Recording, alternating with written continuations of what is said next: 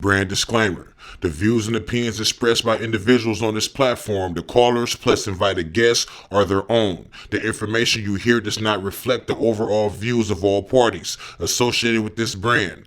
We encourage everyone to research all things heard live or via archive for edification purposes. Discretion is advised.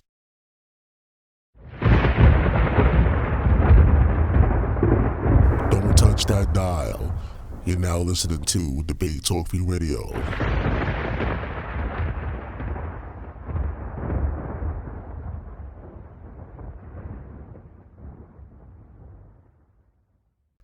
Hey, faithful listeners and thinkers. My name is Reese Roberts, and I'm the host of a new podcast called Entertain the Thought, now available on SoundCloud and www.reeseroberts.com. The website and podcast are focused on teaching consciousness and human evolution in current social conditions.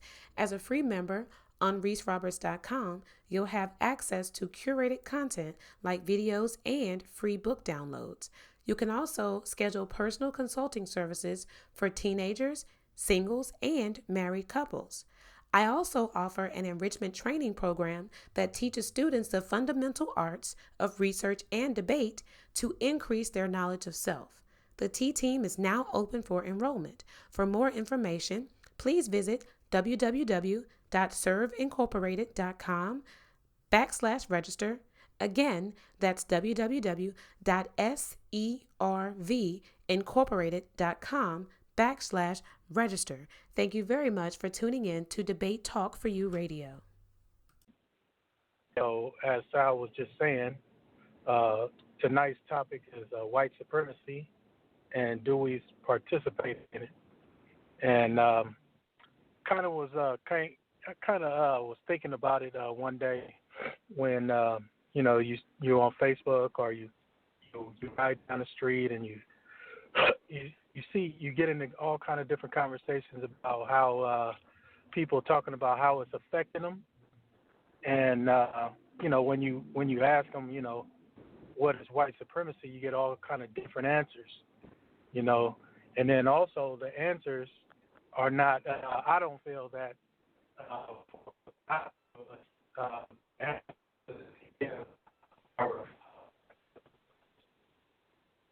Hey, Vinny, you kind of breaking up.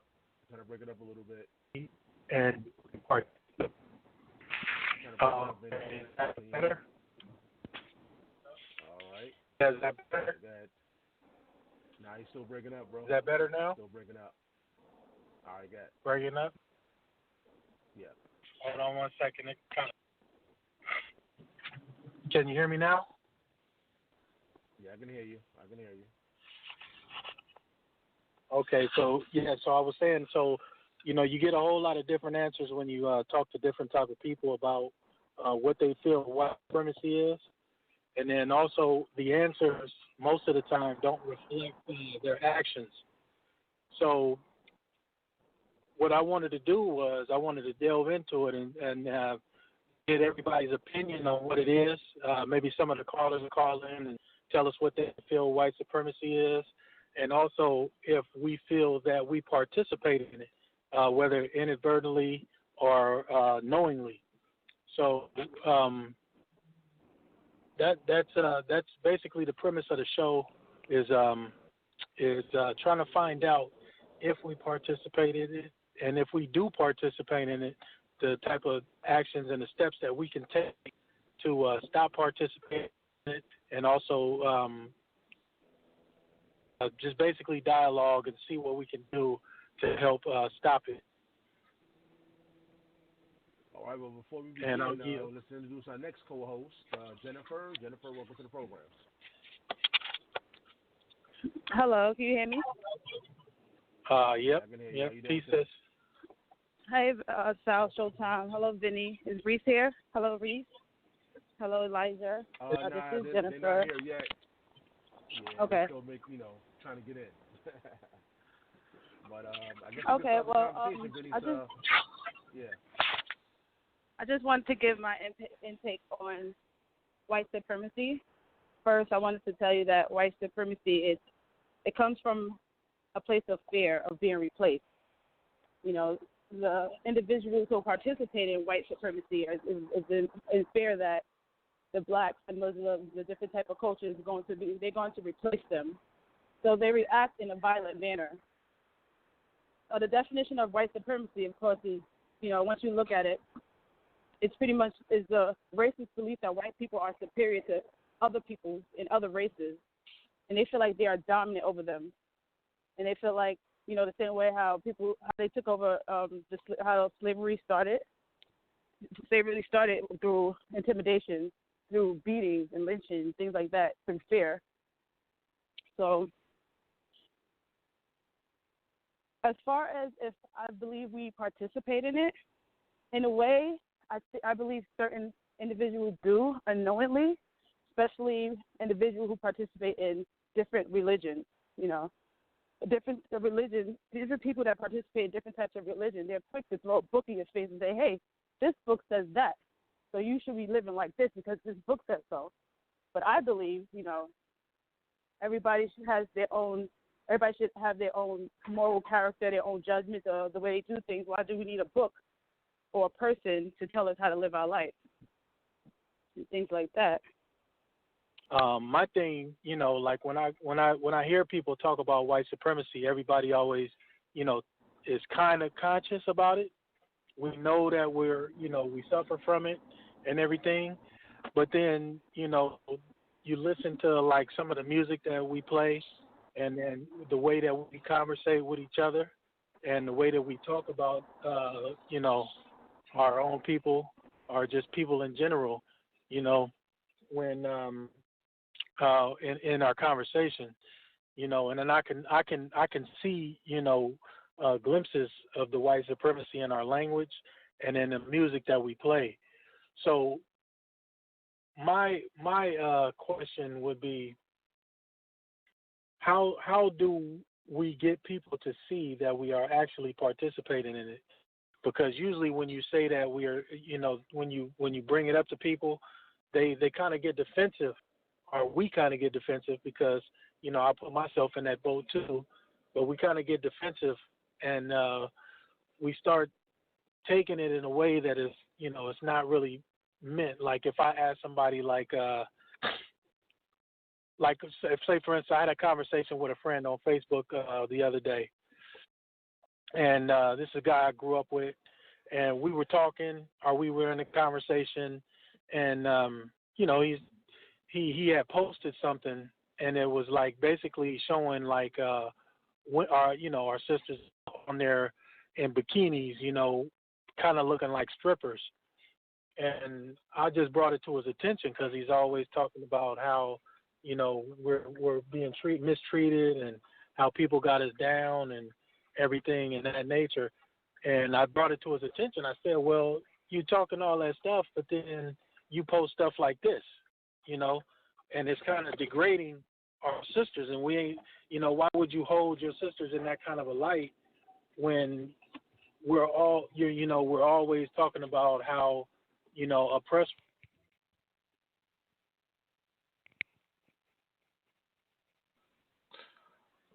Yeah, Vinny, you just cut out. Yeah, can you guys hear me? I can hear you now. Okay. Yeah, loud and clear now. Yeah, Vinny, you're breaking up.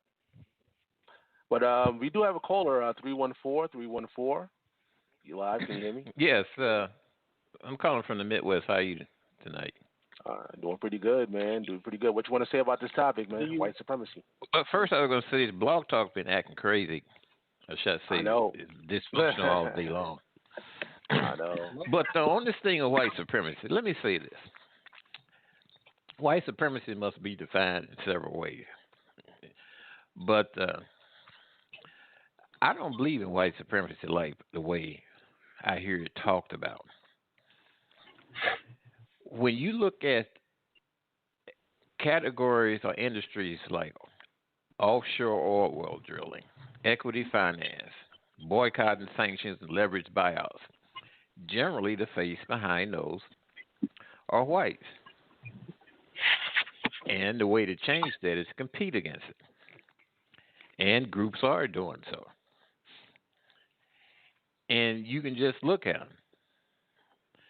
Myself, I entered the industry of structural steel erection, like the buildings that came down in New York during 9/11. I erected buildings like this for nearly 40 years. In the last 25 or so, I had my own business doing it. So I entered a industry that was dominated by white faces until I took pieces of each of my competitors' pie and formed my own slice of the pie. And I give you another example. If you look at Black Enterprises, top 100 black businesses, from Dave Stewart, who does about $13 billion a year, and look at another person there in Cleveland, Ohio, Hightower Petroleum Company. They done the same thing. So people can look at white supremacy from a social standpoint. Okay, that's not going to change.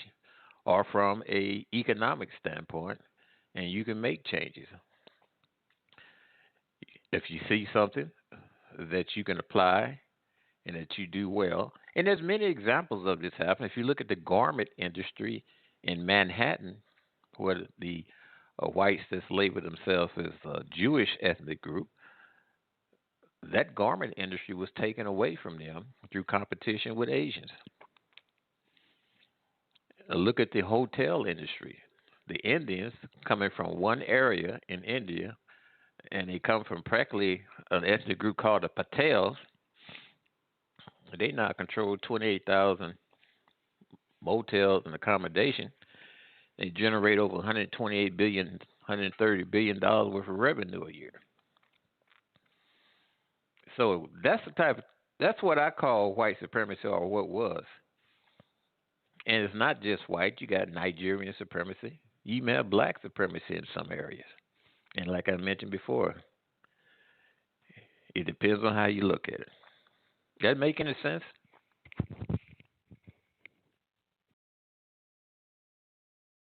Yes, this is Jennifer, and I just want to say that does make sense, and I do agree that it's not just white supremacy. This is why I do believe a lot of different individuals do participate in supremacy, in that because white supremacy was, is more known, and this is why I believe a lot of cultures and religion participate in that type of behavior. Because everybody, somebody wants you to have their beliefs, and somebody wants you to live how they want to live, and somebody's always afraid of somebody taking over what they got going on. So I do agree to a certain extent. Yeah, I can hear you. I can't hear nobody else, Jennifer. I guess they got clobbered. Hi, Vinny, you there, Vinny? I'm here. Yeah, I'm here. Yeah, I just kept hearing you guys going in and out. So yeah, I heard you talking about how you were building. And I'm sorry, I didn't catch your name, bro. What's your name? Well, my name is Pianki, sir. Pianki? P-I-A, yes. Oh, how you doing, bro? I'm Bench. So you said you were a contractor, and you had you said you had your own business, like putting up the buildings in New York. Yeah, I put up buildings like those buildings put up in New York after they fell in 9/11, and I started doing that when I was 19. Mm-hmm. How was it like getting contracts? Like, was it hard to get contracts? Well, it's an industry norm. I kept 50 people, a minimum of 50 people working all year long. So running a business is not easy, as people make it out to be. But no, and probably 90% of my workforce was white males. A lot of them I had worked around for a long time, and when I started my business, they came to work for me. But no, what I'm generally saying is that there's opportunities out here all over the place, and you just got to take advantage. I'm gonna give you another example. There's an organization called the National Society of Black Engineers. And I don't know if you've heard of them. And it's an Mhm. organization that try to promote, inspire, and support African American males and females to go into the STEM fields. In the last three national convention, the last one was held in Detroit, just ended March the 31st. They had Mhm. over 15,000 young STEM students there. Lockheed Martin hired 400 right off the convention floor, not including the other thousands that was hired by other corporations and entities. And the two previous years before that, 17 and 18, Northrop Grumman, who's headquartered in Mississippi, hired 400 plus 2 years in a row.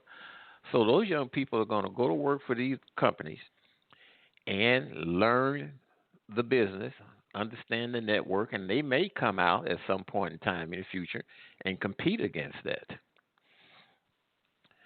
And that's the way it usually generally happens if they so desire.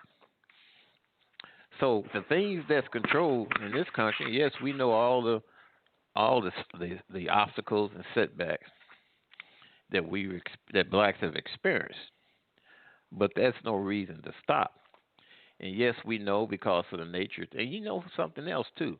From 1600 through 1865, that was a whole lot of black businesses going on that nobody never talks about. In every Mhm. industry, from transportation, farming, shipping. Even had one guy that was making components for the gunpowder called a pewter that he sold to both sides in the American Civil War. So when you get into competition, that's what it is. It's competition, no matter who it is. And nobody's going to give you the formula on how to take power from them. You have to take it. Right. And people are successful. Whites lose all the time. Blacks lose also. And once you have everything right, set, and ready to go, it still takes a little element of luck. And you go for it. Right. It's funny that you mentioned that about the competition because personally, I believe like the competition factor, like how it's structured and set up. I believe that that's a part of the white supremacist system too. And I mean I'm using white supremacy in a general way because I know that it's mainly a system of like absolute power, and it's a corruptible force, and it doesn't really matter which race it is because all nations have practiced the same type of supremacy and oppression, but it's just that we live in a white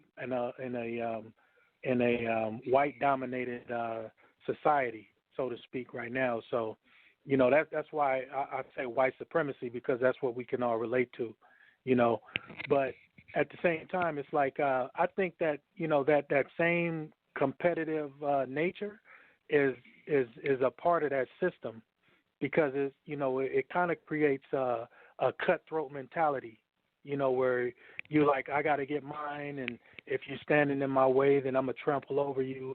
You know what I'm saying? So I think that kind of plays a part in it, and it's not as easy to see as like the things that we see on the radio, and also the things that we see on the TV, where where we continuously just degrade each other, by the music that we produce, or maybe even the movies that we choose to star in, or get an acting job in, or just like the blaxploitation, like it's weird how we only support like the Superflies or the the Dolomites. Everybody wants to see those movies, but then when you got the Nat Turner movie coming out, nobody wants to go support that, or we're not all falling in to go see that Red Tails movie, where about the Tuskegee Airmen. You know what I'm saying? So I think it's Well, it's like a when you talk about Superfly, directors at that time did not think that blacks would come out and see those type of movies. It was the blacks that that persistently said this is what we want to have. You know how much it costs to produce Superfly? Oh, $75,000, maybe a little bit over. Not much. Matter of fact, his car that he drove, a pimp said, "Hey, I'll let you use my car." A white coat and hat that the woman had, that was her clothes. Yeah. Yeah. Yeah. So what I'm just saying is this, is that if you make up your mind, you know, people say we. Your we is who's sitting at the table, who has a like agenda, like mindset, like plans, and want to participate in whatever that agenda is. That's the we. The we is not no 18 million African Americans that's going to come together and say, okay, let's go. It's not going to happen like that. It don't happen in no ethnic group, really. Your we is who, you know, the Patels was able to do what they're doing with the motels because one of them came out of the Caribbean, through Mexico into Texas at the time of World War II. He was staying in his Japanese-owned hotel, and the Japanese was getting ready to get interned because the United States was at war with Japan. So the Japanese sold this Indian the hotel for $250, and that was the beginning. And now they have taken a part of the market that Holiday Inn, Red Roof, and, you know, the Hiltons and so on, once controlled by themselves. So that's the way you do those things. And the United States is a good place to do that. If you ain't doing the United States, it's going to be very difficult for you to go abroad and do it because you have to have a base that's going to support you, something that you can fall back on. Yeah, I agree. Sister Jennifer, I would like to hear your thoughts on it. How do you feel about like the competitive nature that we kind of partake in? Personally, I think it's a part of the suppressive or the supremacist oppressive, you know, system that we call white supremacy. What is your take on that? Okay, my take on that is, from my understanding, it streams back to our ancestors. It always streams back to our ancestors. That's the source of our issue today. And I feel like once we tackle the source and we defeat the source, that means we now have to unlearn what we were taught. Because our ancestors were taught, it wasn't taught to them, it was beaten into our ancestors to conform, to be like these people, these dominant white people, or white supremacists, however you want to phrase it. And now it's like, you know, when you go around, you hear people say, "Oh, well, you woke and you conscious." You know, that's a real thing that needs to happen in our society today. Is like, you know, we really have to unlearn what was taught, what was beaten into our ancestors, because what was beaten into our ancestors has been taught down generations and generations and generations. It's like almost like a generational curse, and nobody's really going back to the source. Like, listen, our ancestors, you know, they were beat. This was beaten into them. This is not how we're supposed to live right here. And I remember the gentleman. I'm sorry I didn't get your name, but you were saying how, you know, there were black businesses, and yeah, there were. There was Black Wall Street, but guess what happened to it? You know, it got burned down to the ground. It got degraded. It got demolished. It's like, no, these black folks can't have this type of businesses. There we go with the dominance. There we go displaying power again. They took, black folks trying to build up their life and their generations, and here it goes. It gets torn down and destroyed. So now it's like black people are constantly rebuilding, and now it's like not only are you have some rebuilding, but you have some who's still living in what was passed down from generation. Which is, okay, well, the white man, or they know better. They know better than I should listen to them, because I shouldn't listen to what my inner self, you know. African, you know, they had their own cultural beliefs, their own rituals and ceremonies, and their own values and traditions, and all that has been stripped away, and then it's been replaced with European culture and European beliefs. It's been blended in, so it's like. And then the European is dominant. Now it's like It's a way of life. So that's what I really want to say about that. And this is why we have an issue now of when we say about white supremacy. Like white supremacy, it is dominant. Like it is what it is. It's very dominant, but it's up to you, an individual. Like you can chain me up all you want, but as long as they don't have that mind, like you can't have my mind. I will always have my mind, and once you know that you always have your mind, and you don't have to conform to somebody. You can have me in chains all you want, but like you can't take my mind. And once somebody take your mind, and they took you for real. So it's like you can always change your mind. You can always change your perception. You can always do things to better the society around you. Be a better person. Make better choices. So that's my intake on that. Yeah, and it you know what you just said, it kind of brings up a good point that the elder was talking about, where he said that you know you can't stop. You know what I'm saying? You got to keep going. You know you can't let that get to you, because if you do let it get to you, then I think that's another part in us playing a role in in that system. You know, in that whole oppressive system. Because once you start giving up, that doesn't necessarily mean that you go into a shell and do nothing. Some people do, but you know, a few people are going to go out there and they're going to just be like, okay, if don't nobody care, then why should I care too? So I'm gonna start going out here. I'm gonna start selling these drugs, or I'm gonna go out and start robbing these houses, or I'm gonna start going out here and get into the pimp game or whatever, you know. And that kind of mentality just kind of like breaks you down, you know, it's like a defeatist mentality that we have, and the crazy part about it is everybody projects it in a different way, you know.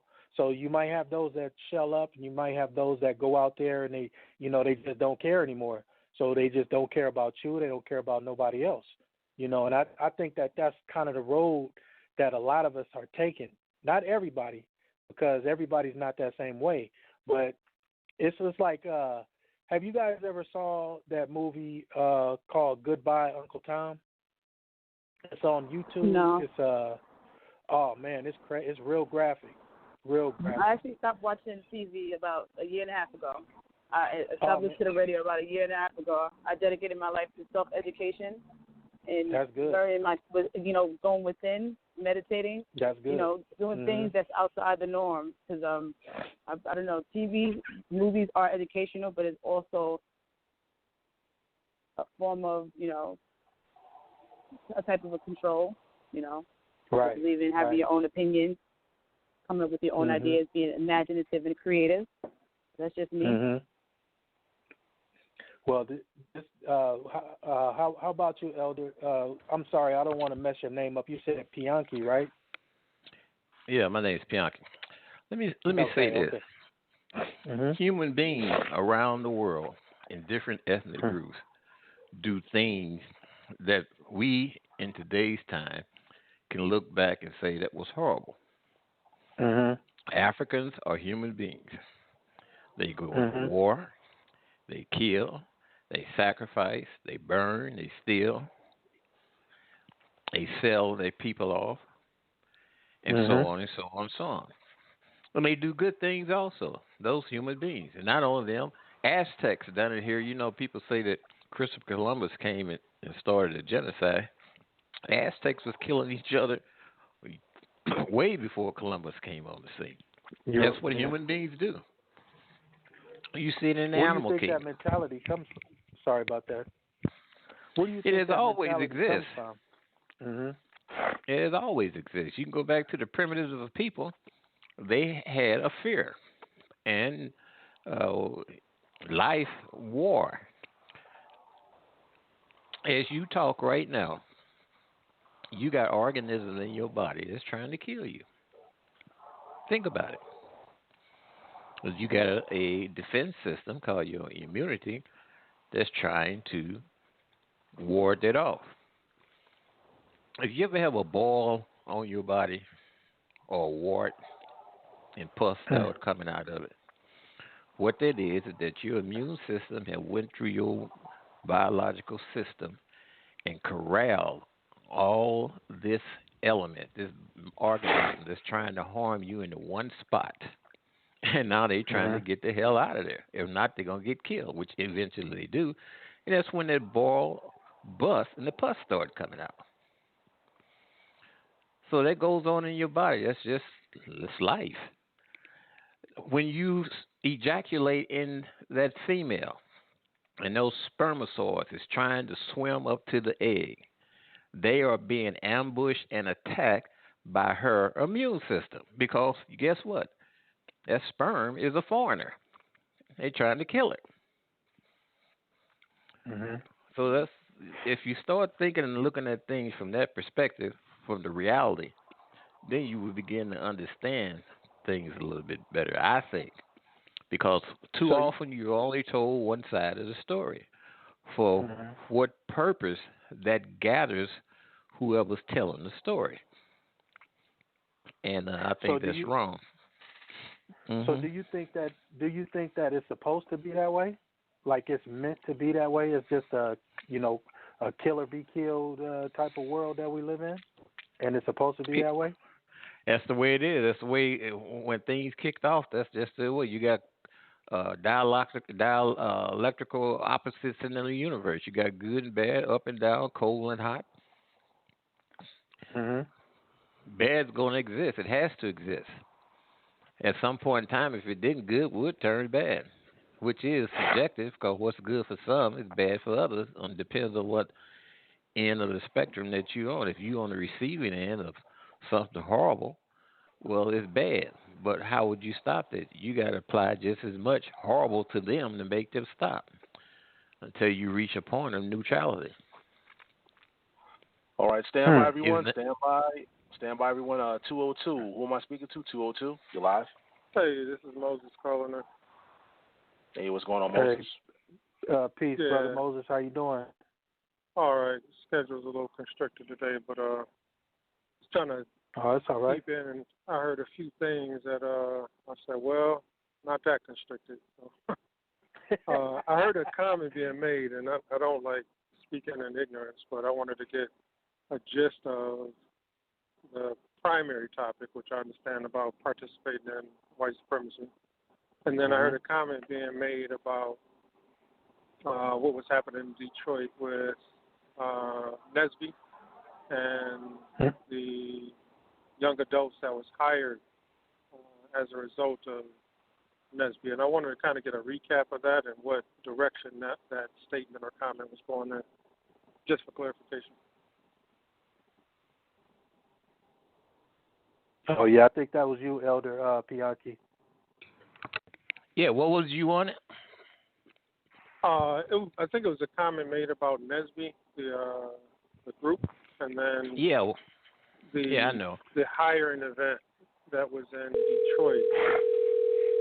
Yeah, what happened is that No, not necessarily what happened, but what direction was that comment pointed in? Like, no, I was showing. Of, what I was showing is that you have people out here, young blacks, that's working hard and pursuing avenues that they're hardly ever mentioning. I made mention of that national conference, in the last three conferences that I know of, how this one contractor, Lockheed Martin, hired over 400 of them right off the showroom floor. In the two previous years, you had Northrop Grumman in Pittsburgh and also in Kansas have done the same thing, not including the others that was hiring. That's a good thing for those kids because they don't have to travel to, I guess you can say, employment workshops or these, like you see where people line up around the block trying to get their application in. Well, they come to these organizations where these extremely talented young people are.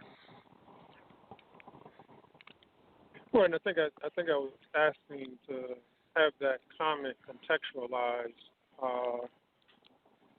Well, what I did is said that the contextualize it. I said that eventually they will work for these organizations. And did you hear what I said? What my background is?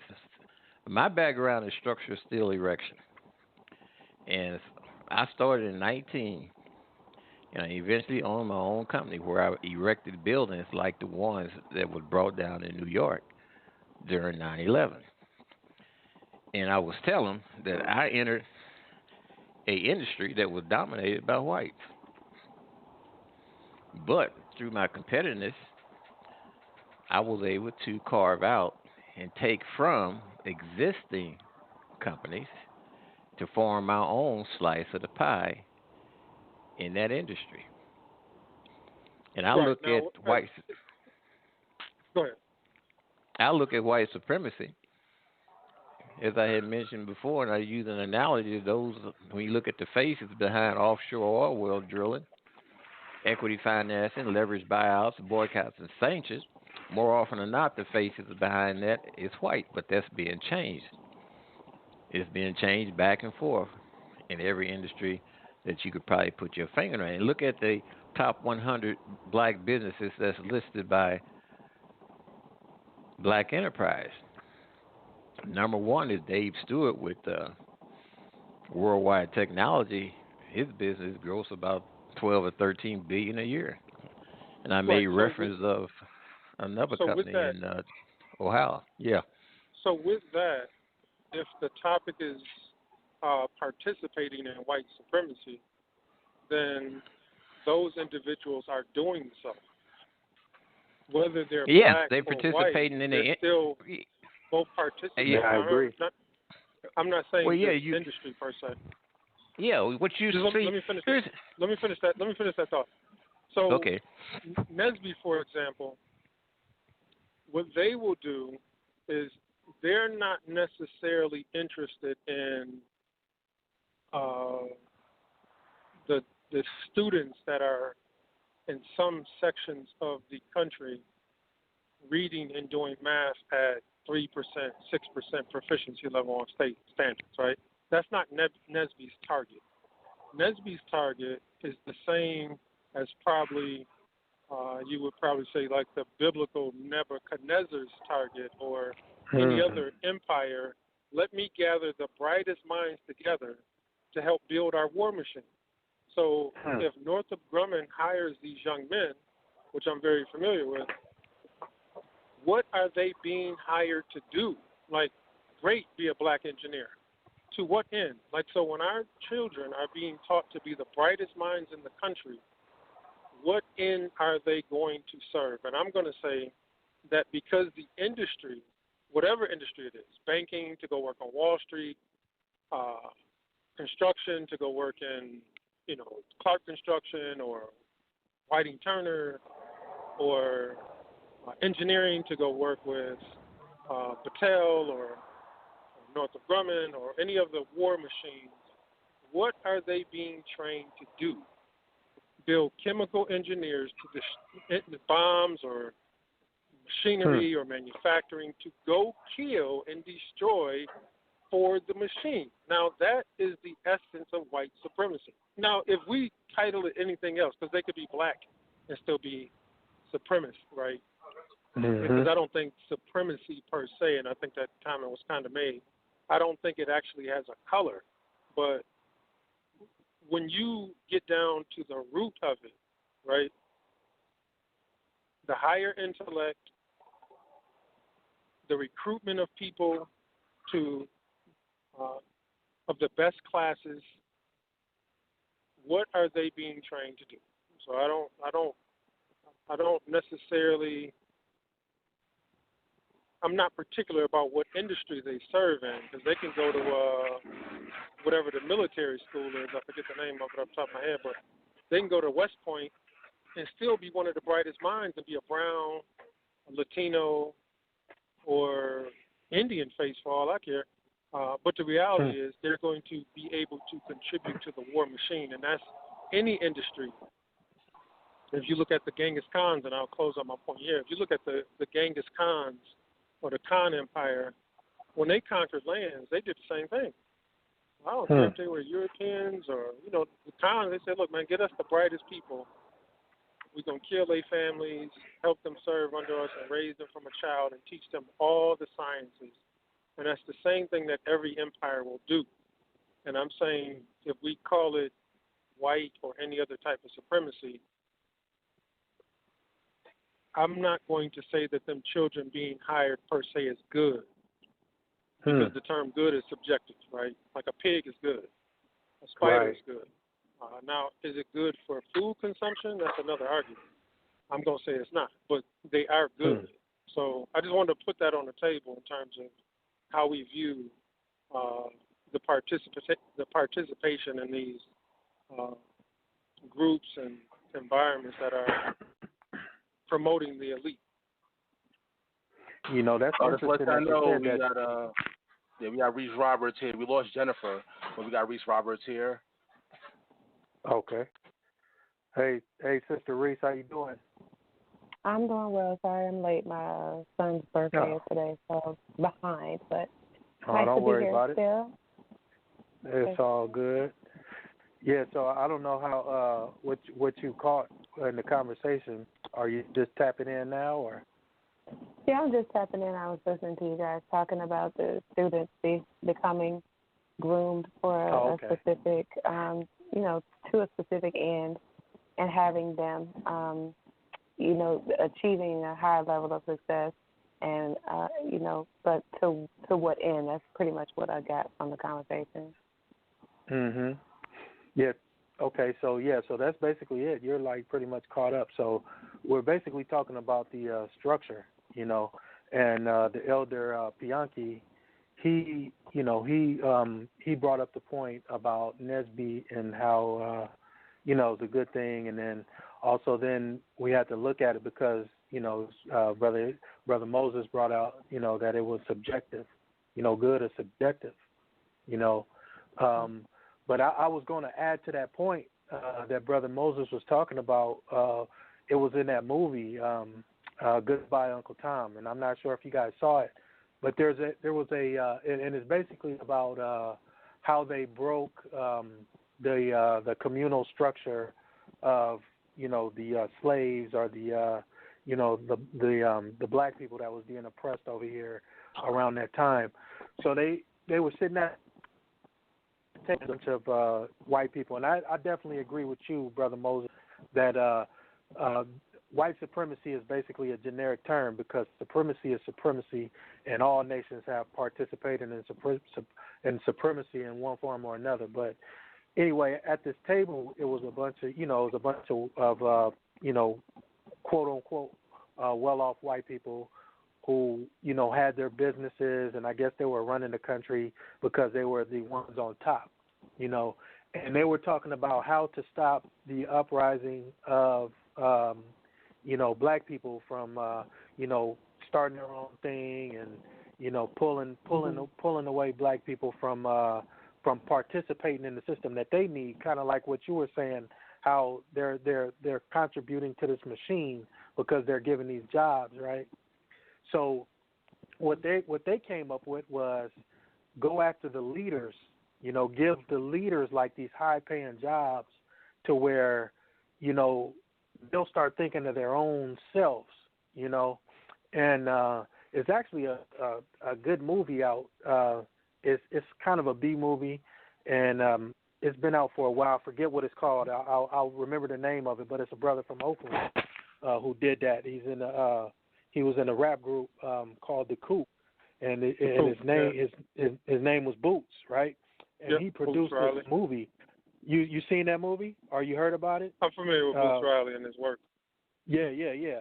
So he produced a real good movie, and it's I forgot the name of it, but it's based on the same kind of thing where you get a structure where people build up this like resistance, to fight the war machine, so to speak, and then as soon as you do, then they attack some of the people that's in there by giving them jobs, and they were at this table and they were sitting there having this conversation on how to break down these people or the black folks from that time, right? And it's weird because the strategy, I feel the strategy is the same whether it's from Nebuchadnezzar, from Genghis Khan, from all, the strategy is pretty much the same. I mean, the tactics are different, but the strategy is still the same, the base strategy, right? So they figured that they would give these leaders, these jobs and everything, kind of like how they did the Panthers. And I know I'm kind of going all over the place, but my mind is kind of racing right now. Kind of how they broke down like the Panthers movement, and then you had the Brown movement that was I think they were in New York. It was with was it the Mexicans or the El Salvadorians?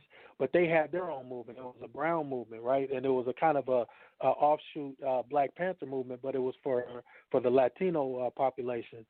And what they did was, they introducing drugs and introducing high-paying jobs to where you get these leaders who are leading these movements, and then they give them these jobs, and then the movement just kind of falls apart, and then everything just goes haywire, So that's kind of what I'm seeing, that the system is just, the structure is there, no matter what, but it's all a part of that supremacist movement. And Sister Reese, since you haven't chimed in, I would like to get your take on it and how you feel about how we participate in white supremacy. Mm-hmm.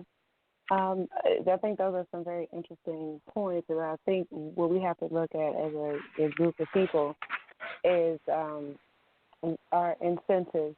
I think what's going on with us participating in white supremacy is because they know exactly how to pitch things to us. They know how to keep our minds engaged and to keep our work incentivized by their sort of shiny gifts and things that they know how to get into our psyche and persuade us to move in their direction, almost like how you would, dangle a carrot in front of a rabbit, or you would entice a dog to come and eat a treat. They know Black people. They know our minds. They study us very closely, and they know how to sell to us. They know how to keep our attention and keep us distracted. And so for us, the thing about our participation is our acknowledgement of it. And it's very difficult for us as a collective group to focus on erecting our own structure because we are incentivized to erect their structure.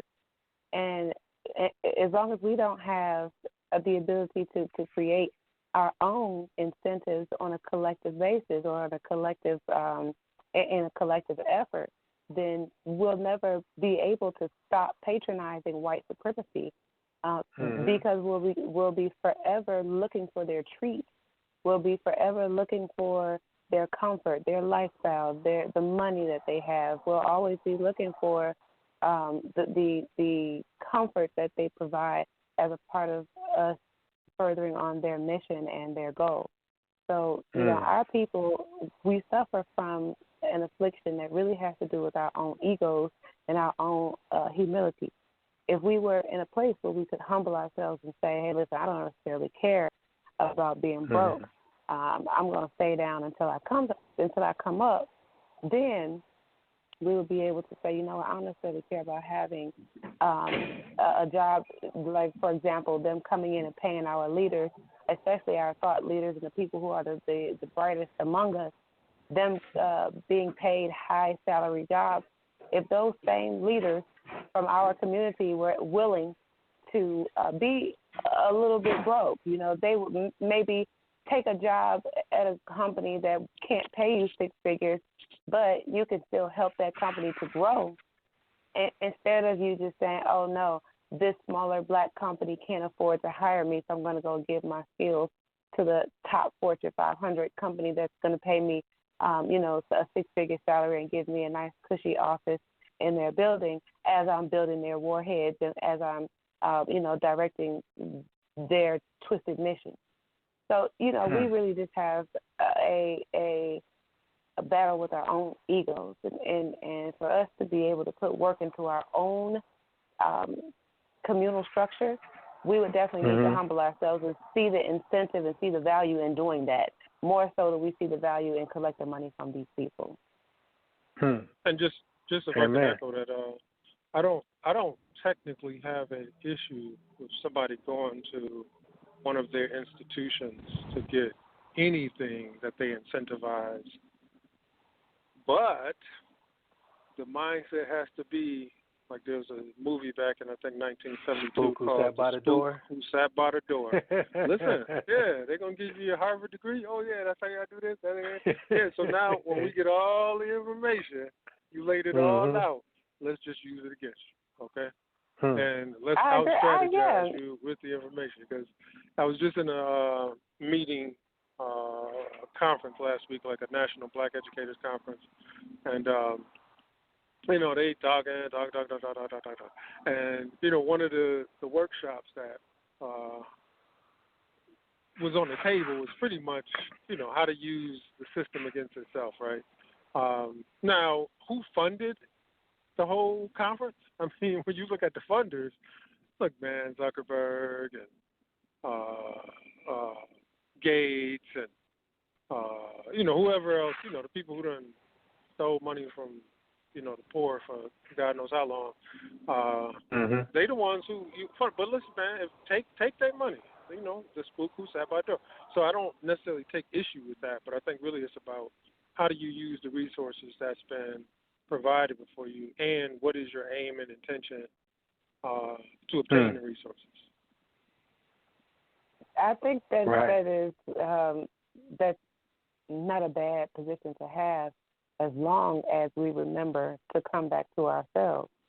I agree. I think I could, if a person was giving me or offering me something that I could use to further advance my mission, then okay, I'm all for that. But I think for us, it's just the simple matter of actually having the mission to go out into the European or Westernized culture to go ahead and collect as much personal resource as you can, but with the understanding that after you've acquired these resources mentally or whatever kind of skills you've acquired, to bring that back to your community so that your community can benefit off of these Western resources that you've accumulated. We have so many leaders that have mental and financial and physical resources where they could actually be instrumental in creating Black structures for Black people with their European resources or with their European network or their European connections. But do they do that? No. They exist in the white structure, and they stay in the white structure, and they benefit the white structure.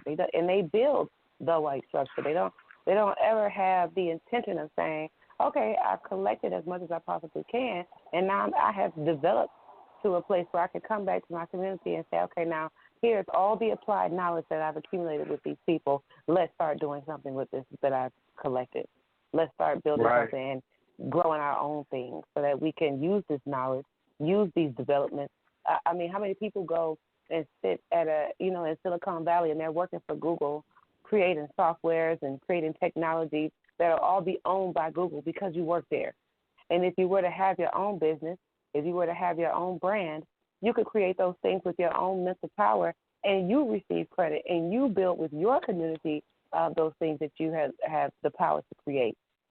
But because you want to be highly paid, or because you want to drive around in the fancy cars and all these other things, you want to stick to your position in Google and never come back and say, okay, now let's do some kind of grassroots effort with my skills and my financial resources over here so we can come up, the same way these people are over here coming up with my same exact skills.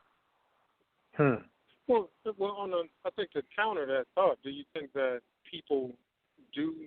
some people believe that they're doing that and may not be in ways that the onlooker may consider? So if you went and worked there and then you start doing workshops on the weekend for kids to get into tech, you're probably,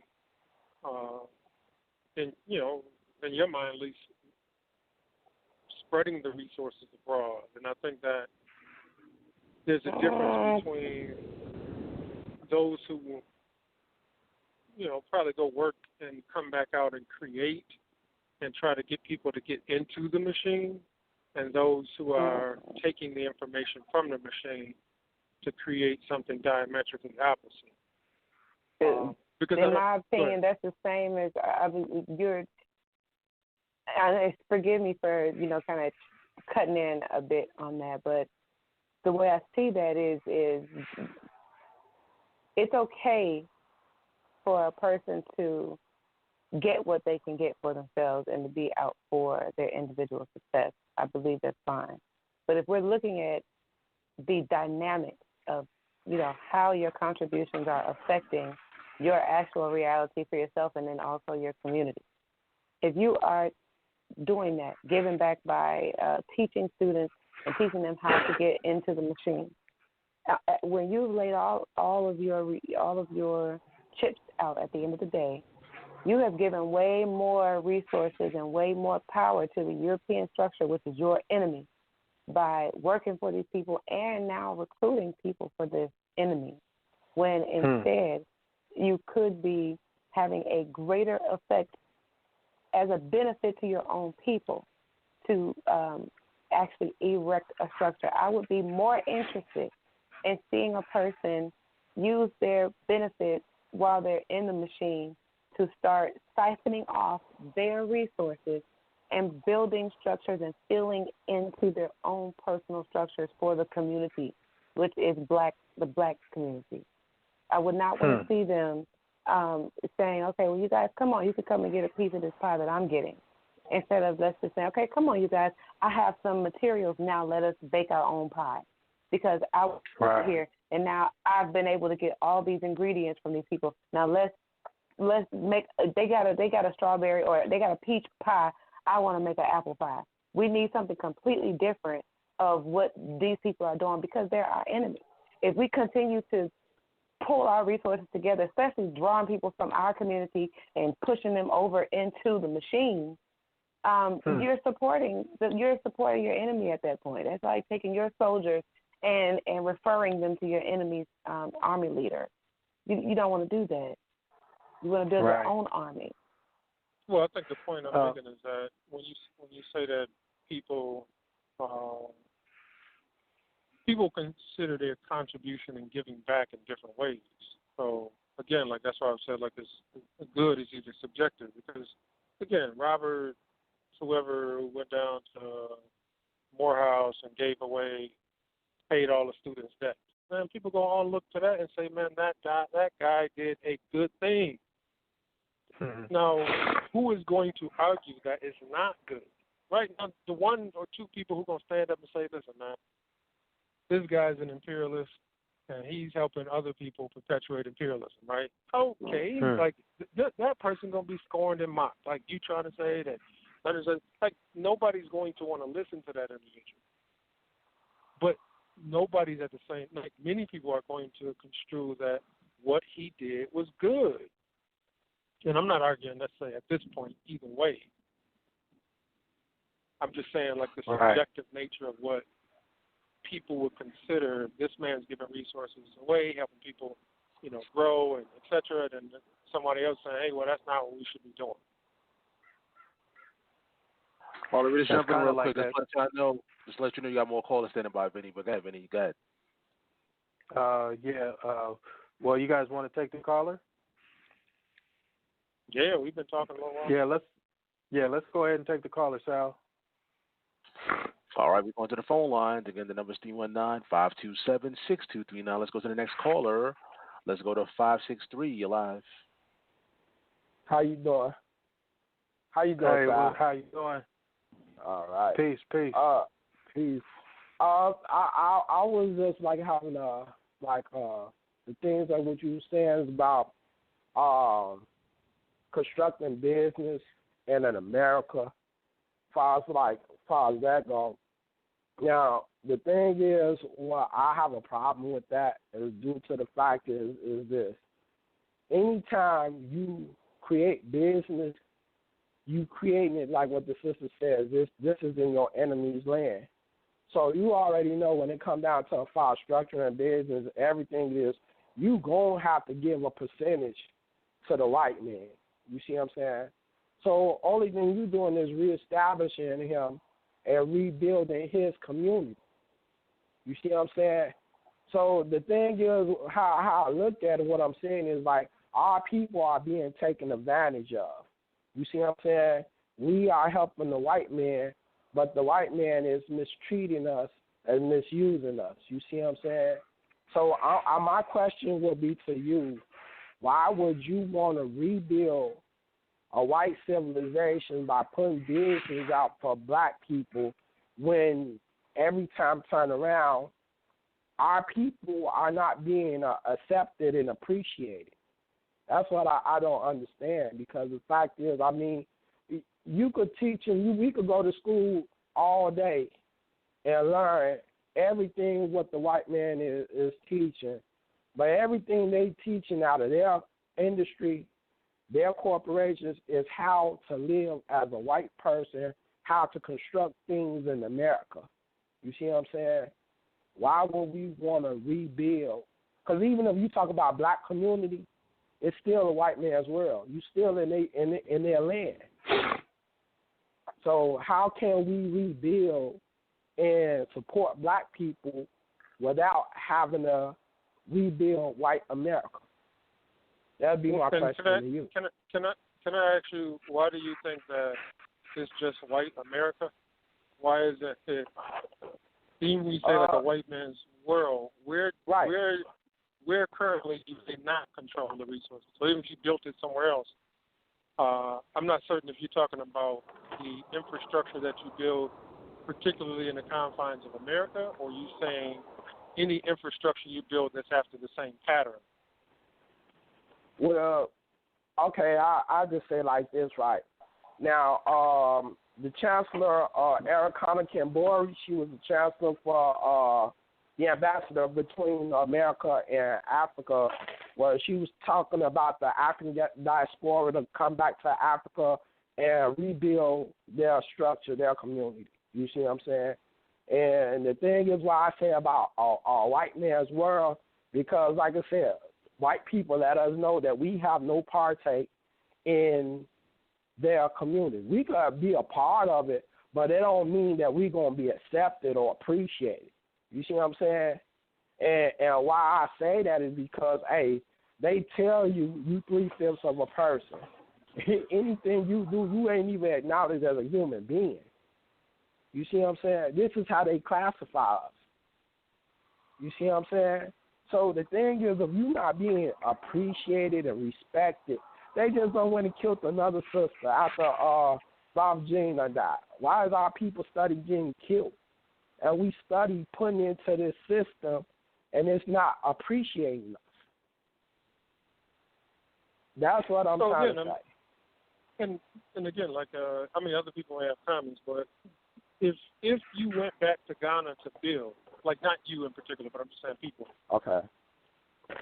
The geographic location makes minimal difference if you take the same mindset, right? So we're not talking about where you go build. Like, because we have been subject to a certain ideology, you're going to export that ideology. So why do you think that in Saudi Arabia, for example, they have a high rate of diabetes? Well, they began to export the ideology way across to the Middle East to eat food like Hardee's, McDonald's, Burger King, Popeyes. And is it halal food? Yeah, it's halal. But still, it's diabetes causing. So now you also export the diet of America, and then you also export all of the diseases that come out of America. So the location don't make a geographic difference if the mindset itself hasn't changed. That's why I'm saying that supremacy is not restricted to a color. When you look at the ideal of supremacy, you don't think you have black supremacists? They could be, nah. Well, I can say in some way. Yeah, I can say in some way. I could agree with you on that. Just roll through the Brother pages of history. Is this Brother Weeder? Yes, it is, brother. No. How you doing? Hey, all right. Peace to you, man. It's Vinny D. I was going to say, man, I was talking to this lady, right? And so she was from Kenya, and she came by way of Ghana, right? Okay. So we got into a pretty deep conversation, and she was telling me that the reason why she was coming over here was because she was trying to escape an oppressive system over there, you know, and she was being oppressed by her own people. You know what I'm saying? So, I mean, it looks good, like on the top of the water. You know what I'm saying? But it's a whole lot of sharks underneath that water. You know, and it doesn't matter because greed is a universal principle, and it could attack the most of us. You know what I'm saying? I think the only way to combat it is to inject love. You know, we had a discussion last week about what is love. I think the only way that we can combat this type of system is by creating our own structure where we're not so dependent on this system, which creates negative competitiveness. And I say negative because I don't think all competition is bad, you know, but the way that that the system that we live in and the system everywhere else where that's structured off of greed, that type of competition is not good because it creates a whole lot of division and it creates a whole lot of enemies.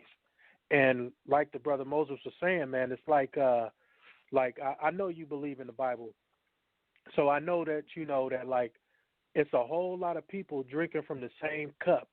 You know what I'm saying?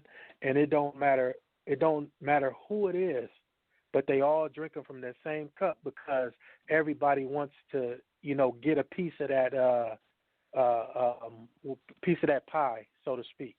You know what I'm saying? So I think that no matter where you go, it's going to be the same, no matter who you're dealing with. You know, and like I say, white supremacy, I chose that title because that's what we deal with over here, you know. But supremacy is supremacy no matter where you go, just like the brother Moses was saying. You know what I'm saying? And I know you understand that because you deal with the Bible too. But I think that the only way we can combat this system is by showing love to each other and dealing with each other. Not on the, you know, if we got a business, we're not looking to get rich off nobody. Somebody needs something done, you know, we go over there and we do it. We got to create a community to where we feed off each other. And if you look at it, man, it's a lot of, I live in the Bay, right, in the Bay Area. It's a lot of black businesses out here, but all the black businesses ain't good businesses because they looking to suppress people just like these white folks are.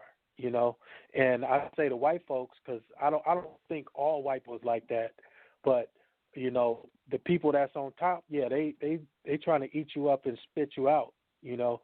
But these same black businesses that's out here, you know, they don't care. They don't care, man. They gonna hire you. They gonna give you the low minimum wage jobs, and then they gonna just keep feeding off you. You know what I'm saying? So can I just throw this out there?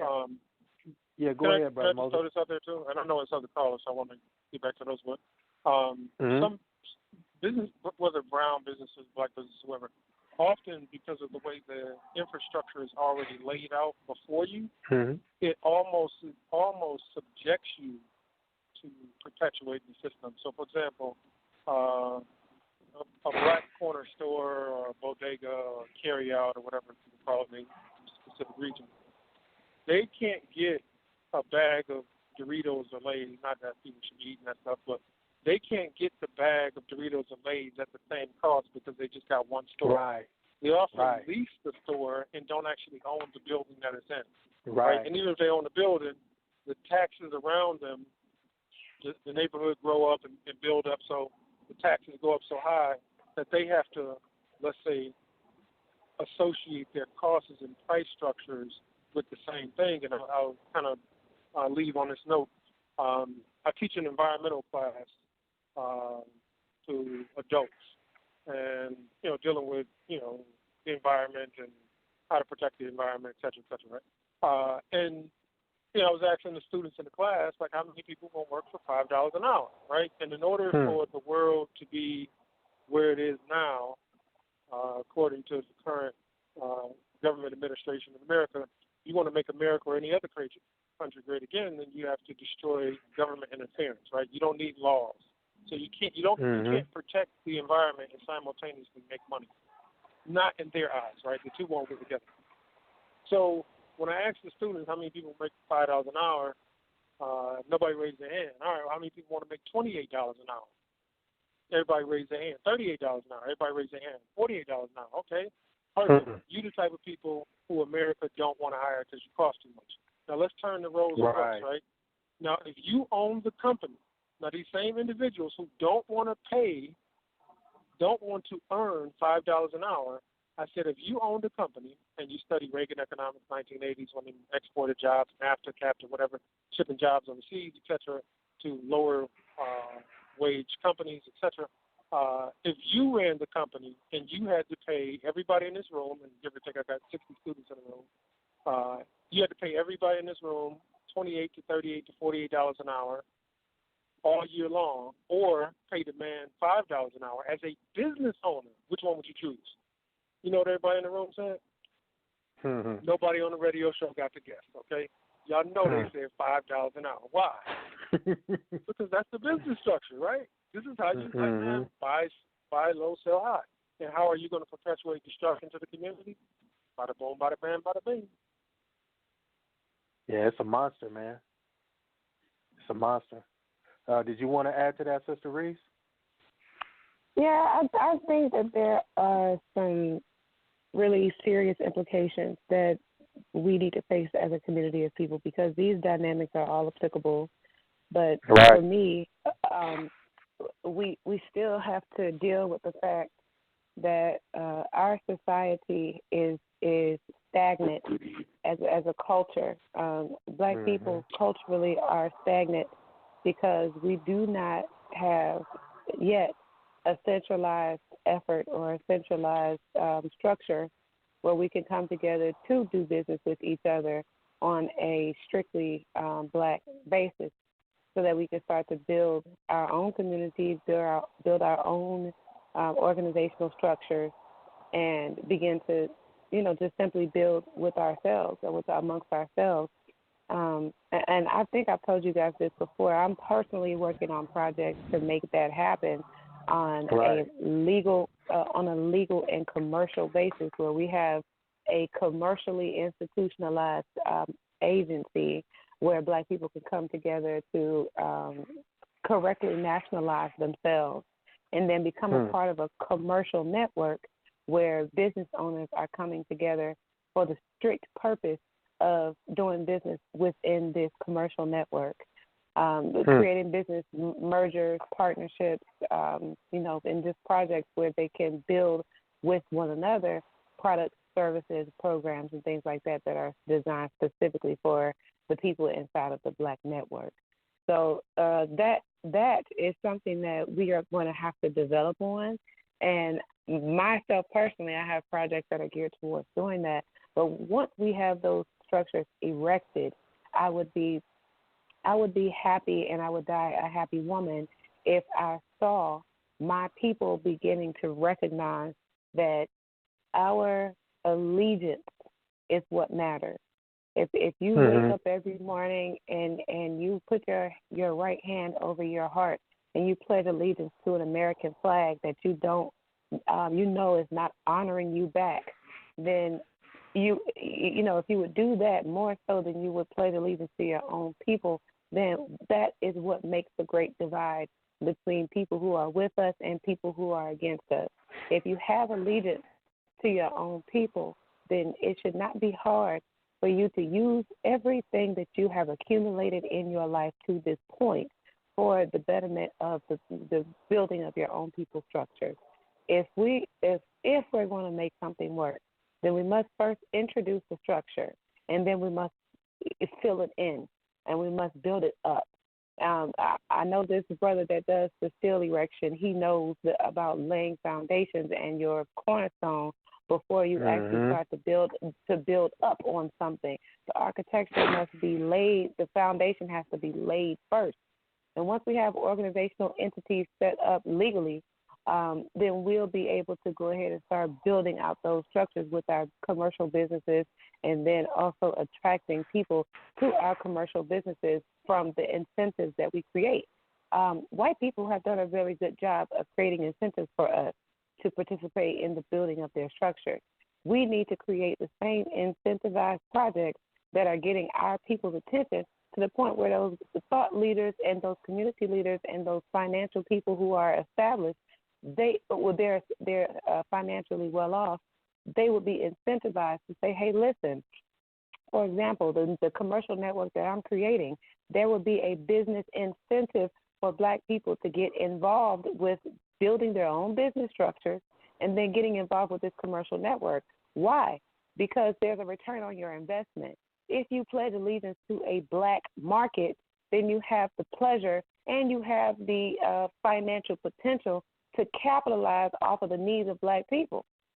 Black people need a very specific set of things because of our unique position and oppression. We are oppressed, and so we have great needs in the community. We have needs to feed our families. We have needs to keep our homes. We have needs to educate ourselves. We have needs to keep our water clean, keep our neighborhoods clean. We have needs to educate and develop our men. We have needs to, protect and harbor our children, especially ones that don't have parents. We have so many needs in our community. We could all be collectively erecting business structures that are specifically there to meet the need of our people. And we can capitalize off of that the same way they do. They capitalize off of the needs of our community because, again, they know us. And if we were to study ourselves, come together in business. We have to capitalize off of them? Well, capitalizing is the way of life. If we were to wait a minute. Yeah. Hold on. If you're going to ask me, then let me answer. If you're going to ask me, then let me answer. Okay. Go ahead. Let me answer. Finish your point. Capitalizing off of our people, meaning we all have needs. If I'll give you my business for an example.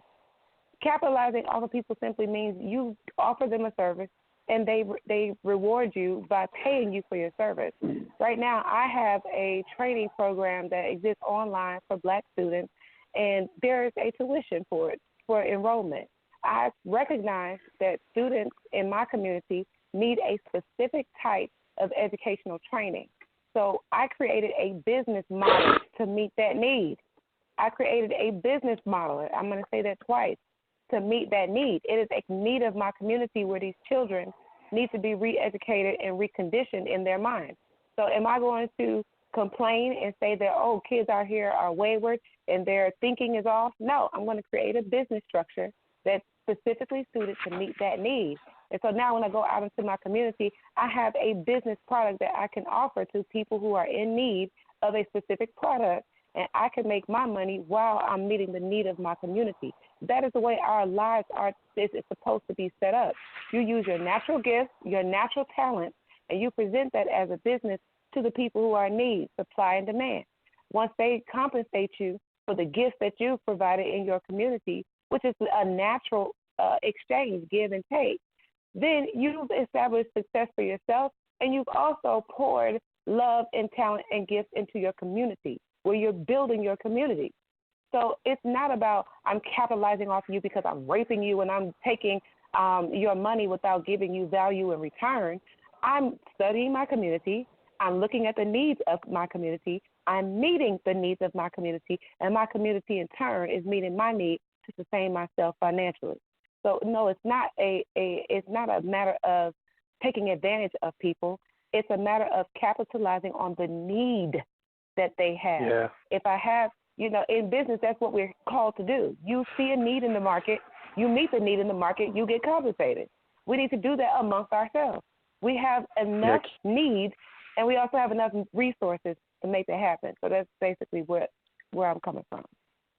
Yeah, capitalization is a lot of strong connotations to it, negative and positive, and I'll define it. No, I know. I get your point. Yeah, I understand and I agree.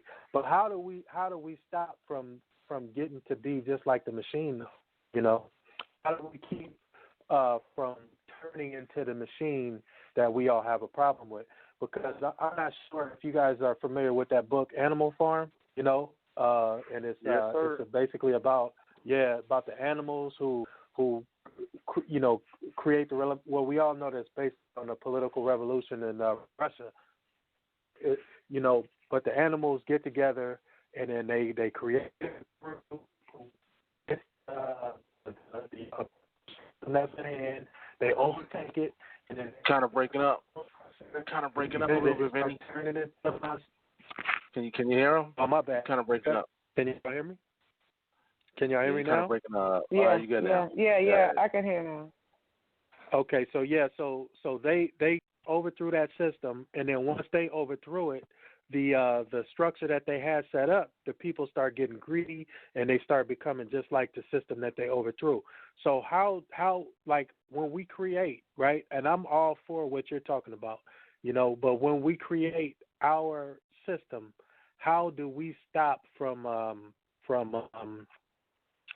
becoming like that war machine that we so vehemently disagree with? I think that is both of you guys. Oh, but go ahead. Since Reese, you was talking, go ahead.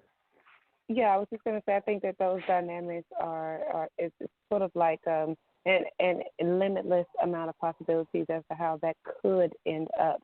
I would, in an idealistic world, which I tend to be sort of idealistic at times, I would like to think that our people would be fearful of becoming the same of our enemy because we're so close to the trauma that has created our conditions right now.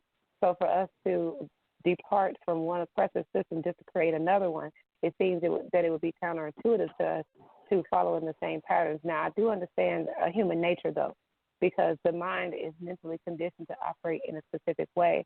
And if we have Europeanized minds coming into a separate structure but still carrying the disease of what is the European, then we'll have some issues that we'll have to overcome mentally. But I do believe that the way our communal structure needs to be set up would actually do a very good job of preventing that because of contract law. The way businesses are intended to be set up by nature, and I know some of you may be on a level of understanding where you know that your personal entity is a corporate body. By law, your being is considered to be a corporation. And so if we follow the nature of what our business is actually called to be, then we would understand it's just simply contract law. Every person who enters into a contract with another person, they would be individually responsible for the ethics or the ethos that goes into that contract. So we would just honestly have to trust each other and also check each other when our business gets too far off from where we want to go. So I'm just going to say this kind of practically. For an example, if two people who are part of this black commercial network are doing business with each other, and one of them notices that their business partner may have some sinister business goals of what they want to do in business and how they want to evolve and what their vision is in business, it might be a little bit sinister.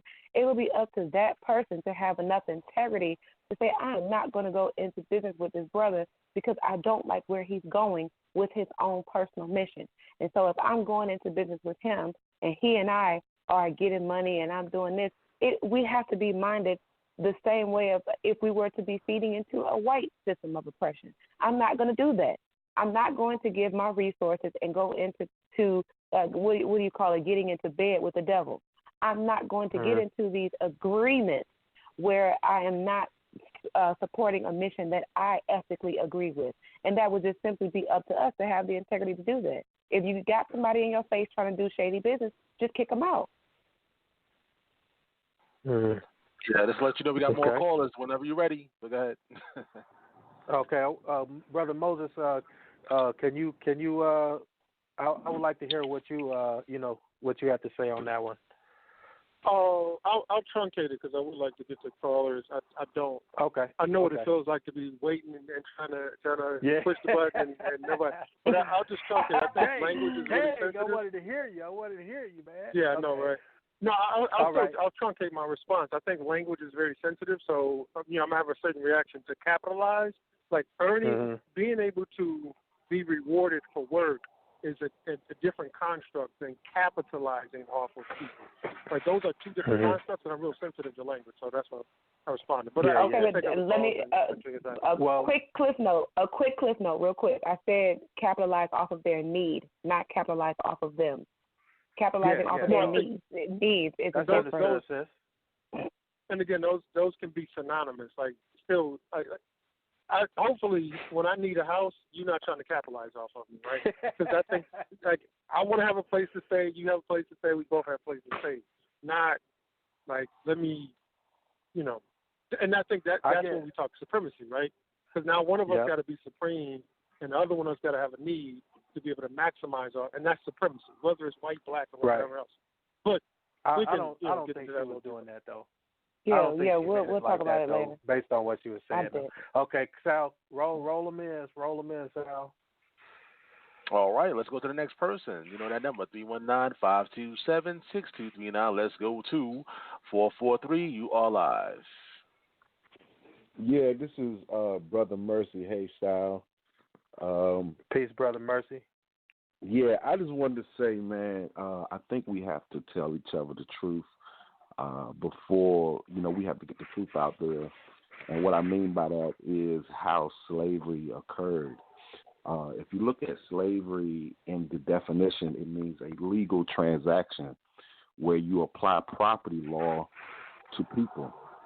Now, the problem is with slavery is the fact that's not what the Europeans did. If you look at slavery history, they went over and kidnapped Africans without legal purchase, without title deed, without insurance, and brought them over here. See, when I go buy a car, I get what's called a deed, a proof of purchase, a bill of sale. Also, I have to get insurance. See, there's a certain responsibility that comes with ownership. I mean, I take better care of my car than the Europeans took care of the Africans, is what I'm trying to tell you. And so when you look at it from that perspective, that's how white supremacy came to be, through illegal means. And so you have to tackle it from that point, which makes the legal reparations impossible because we were never purchased. So again, we have to know the law. We have to know how to go into business, understand the law, understand what happened, and understand how they became supreme. White supremacy was criminally obtained.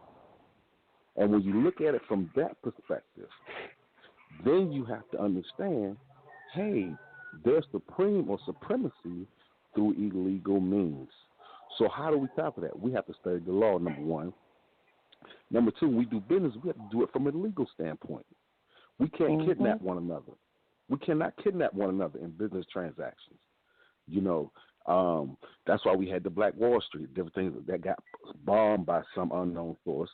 But I'm just saying we tried to do these things in the past, but they've been bombed. These things can happen again, I believe, in this culture. But we look at people like Oprah Winfrey, for example, when she wanted to start a school, she sent out a survey.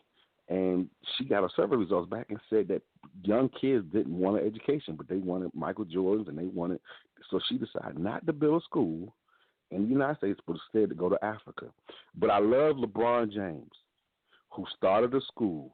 You know what I'm saying? And see, this is what we need to do. We need to get education back into our communities. That's why I love LeBron James. And, we need people like Bill Cosby, people like Michael Jordan, people like Oprah Winfrey to build schools here. And I think don't forget Jalen Rose. Yeah. So that's the key to our success is education.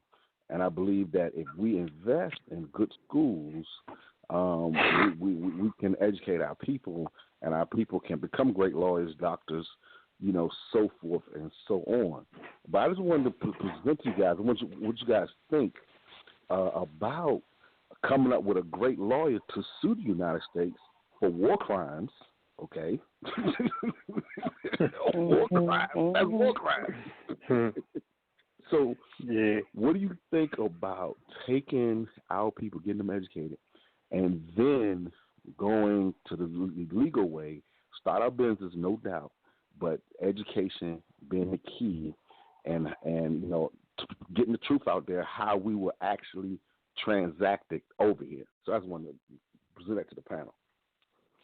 Sorry, because I probably shouldn't be the first one to respond, but Brother Mercy, we don't know each other, right? This might not be the best introduction to knowing each other, right?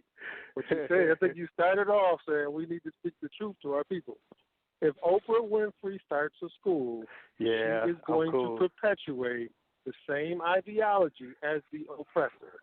If Michael Jordan starts a school, he's going to do the same thing, right? So look, manufacture some sneakers over in China, have people smutting smog and working 19 hours a day for 19 cents an hour, and export that over here and sell it at very high rates to Negroes in the community who overvalue. That's what they're going to do. Now, it just so happens that I'm an educator. I work around educators. I'm around at least a dozen brown people who have started schools. Now, of course, you got state standards, Department of Education. You want some federal dollars or state dollars. You got to, teach Common Core and mathematics and sciences. And some of them like, okay, we're going to teach tech and we're going to teach social justice, and some of them, different types of things that they're going to teach in conjunction with the mandatory things that they have to teach. But in general, you are still going to perpetuate the same ideology. And that is something that I don't believe Oprah needs to start no school. Like, listen, I don't believe that nobody needs to start hospitals. Like, because of the need, that's one thing. But it's actually a blessing when hospitals close down. Like, when the hospitals close down and the people health care is being is improving, that's a blessing when the hospitals close. Like, we don't really need hospitals perpetuating medical industries, right? So when those things close and the people are better off in health conditions just because they taught to eat the right thing, that's a blessing. But we got to be careful on what constructs we're subscribing to, because even if we say education, that means different things to different people. So we have to look at what the root of education is and what things that we're encouraging people to learn. And again, I'm real sensitive to that because not only do I work in the business field, but I also work in education, and you have to be real careful how you walk them lanes, if you would. Yeah, just to add to that, man, I got a friend, and he's from over there in Tunisia, right? In Tunisia, they have, just to speak about when you were talking about the hospitals, in Tunisia, they have doctor visits. Hardly anybody goes to the hospital, especially for minor illnesses. The doctor comes to your house. You know how much you pay for a doctor to come to your house? $20. That's all I have to say about that. All right, we got other callers standing by. Whenever you're ready, let me know. Okay. Brother Mercy, appreciate your call. Sister Reese, did you want to chime in on that? Oh, no, I'm okay. You can take the next person. Okay. Go ahead, Sal. All right, let's go to the next caller. Let's go to 317. You're live, 317. 317, you there? Uh-oh. Yes, hello. Like you Can you hear me? Hey, how you doing? Can you hear me? All right. Yep, you're loud and clear. What's going on? All right, shalom. How's everybody doing tonight? All right, thanks, bro. How you doing? All right. I just have a question. If I was to take, I guess, a piece of paper and write down a list of things concerning tonight's topic, what would be those things I should write down? What do you mean? Can you expound on that a little bit? Yeah. Well, if you can give me examples of how to put together the things that you have been discussing tonight, and just like a list of things, like one should do or one should take notice of, try to put something together to achieve the goals that we've been discussing here?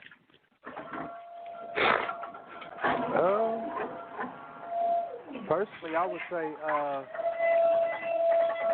white supremacy, and if we participate in it, and I think just from like some of the responses, we do participate in it, and then also how to go about stopping it. That's what I would say. How about you guys? I would say to start a black business and serve black people. Brother Moses? Sorry, okay. can you, yeah, go ahead. how do you? I think you said make a list, and I need to hear the other part of it. Hello. Yeah, you want to repeat the question? Okay, yeah. She just gave a example. She said start a business. So let's just say we use that to start a business. Now what are the ingredients? I guess I would say to start a business. How would I go about that? Well, I think. What was the original question though? Well, I just want to know. Starting a business was her response to your question, but what was the original question?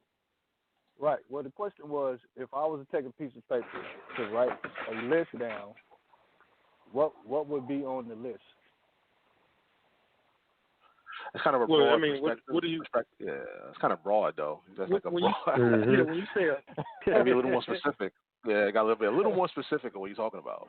Well, I mean, like the whole the thing we've been talking about tonight, as far as is building our community up, educating our people, creating businesses for our people, and our people creating businesses so we can create jobs for our people. Like, in order to get this accomplished, if I was to write these things down, like, could there be like single words or a couple of statements where I can just write this stuff down on a list so I can go about trying to get the information I need to do the things that we are discussing tonight? Does that make sense? Yeah, okay. That makes sense. I want to. I'll just did say you get what I'm saying? Yeah.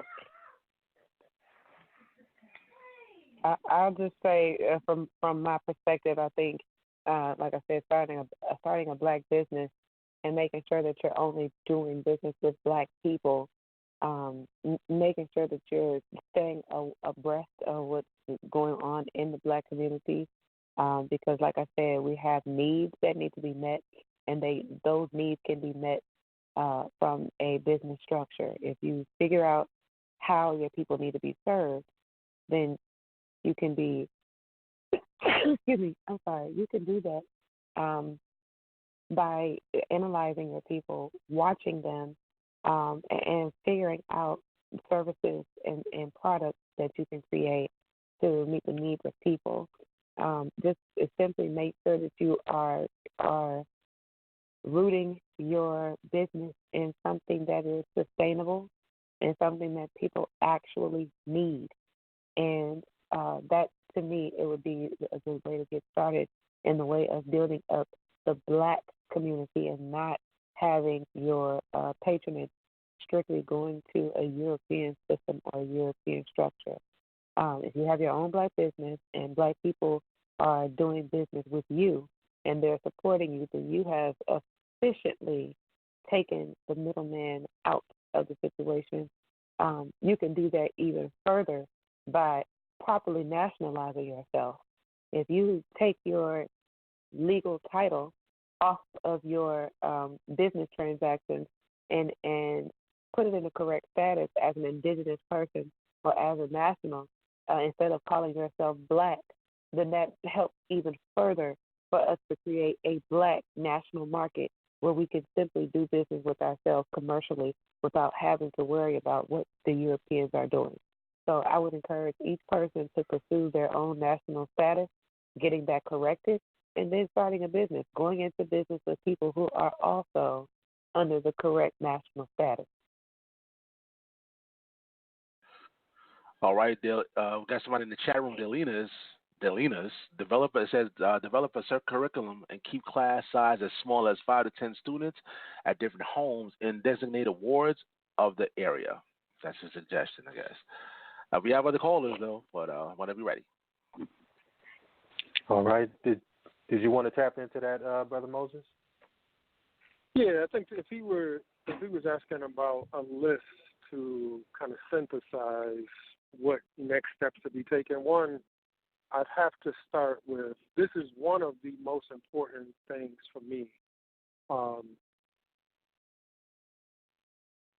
Is scale. I mean, I think sometimes people talk about doing things with black people, brown people, and then they say, well, all of us, and then they talk about people throughout the United States. You know, and to be curt, that's stupidness to me. Like, I think just work within your neighborhood, your neighborhood, your city, your region, and it's overwhelming to try to work with people nationally, right?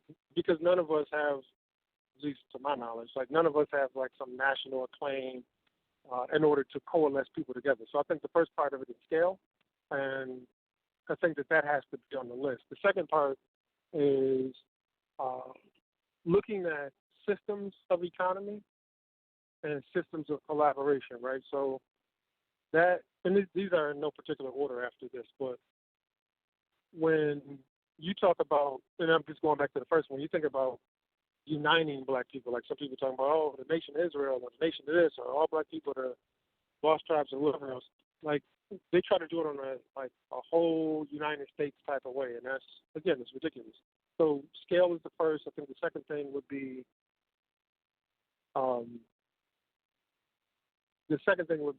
putting a perspective on what things need to happen, and part of that would be education. Like, what models of collectivism or collaboration have been attempted throughout the world, right? So it's a difference between, again, just for context purposes, I work in 3 primary industries. So business is one, real estate construction is another, and education is the third, and they're all like melded together. So when we look at construction as an example, it's a difference between building a condominium and building a cooperative, right? So same principles apply into building the literal construction of the building, right? But how is ownership construed is different. So how do they build in Cuba is different. How do they build in Kenya is different. How do they build in Venezuela is different. How they build in Washington, D.C. is different, right? So how do we pursue some of those constructs, right? The other thing is language. What language are we using, right? I think if we use the language of the oppressor, then we're going to get the results of the oppression. So I'm real sensitive about what language that we use. And then this is me talking. So what language are we using? So we have, one is revisiting, what ways that we can collaborate and build together. 2 is scale, right? So don't try to get everybody across the globe. Just say, what 8 people in our neighborhood? And again, I'm not sure if you follow principles in the scriptures, but if you do, what we know about this man called Jesus of Nazareth, Yeshua of Nazareth, whatever else, him and a bunch of other 30-year-olds essentially got together, maybe like 10 or 12 of them, and whatever they did, we heard about today. If we understand Oakland, Bobby Seale was about 17, 18 when he started the Panthers, and him and some other teenagers got together in their neighborhood and created what we read about today. So scale comes first, right? Like, just localize it. It can be regionalized and then move from there. Language, what other constructs can we do? So when we look at the Black Panthers, for example, and not that they're the marquee example, but you can take some pages out of, what did they do? They sat down and got educated. What other models can we look at that are beyond the way that the United States is constructed, and so we don't perpetuate oppression? And they began to come up with some other models, right? So they, studied historically what models that worked, and they found some models that could work for people that have worked across the globe. So I think that education, these are the things that I will be putting on a list. there are a few others, but I think just on a plain scale, those would be the ones. Education can include all types of education. I think the last one that we'll put, again, these are in no particular order after scale.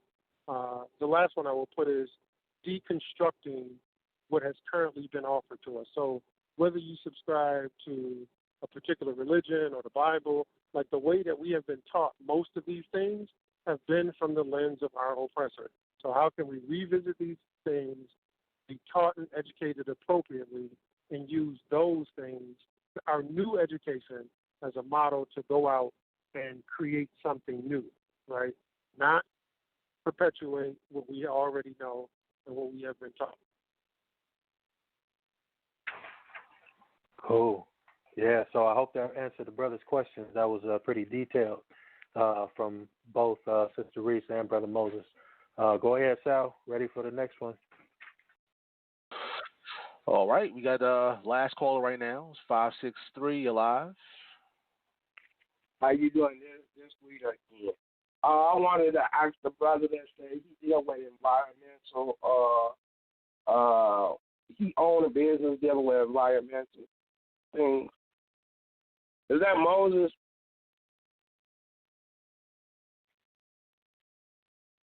Hello? Yeah, we're here. Okay. I am certified in environmental remediation, and I have been looking for work files in that field. And man, I mean, if you got any information as far as that go, I would love to get into the field for get back into that field as far as being able to work as far as that go. So, I mean, if you have any information that I may be able to use as far as getting back into the work field of environmental remediation, I appreciate it.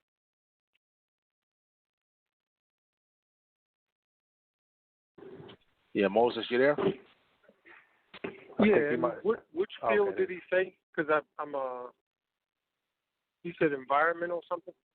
Yes, I went to school for environmental remediation. I did like lead, asbestos, mold, and hazmat removal, and that's my certification. So I was just what region are you in? Region 5. I mean, like say the city, state. You said 5. I don't. Oh yeah, I'm in Davenport. Is that Texas? I don't know where Davenport is. Davenport, Iowa. My goodness, they got people in Iowa. My bad. I'm from Chicago, so but I mean, I've been out here for some years, man.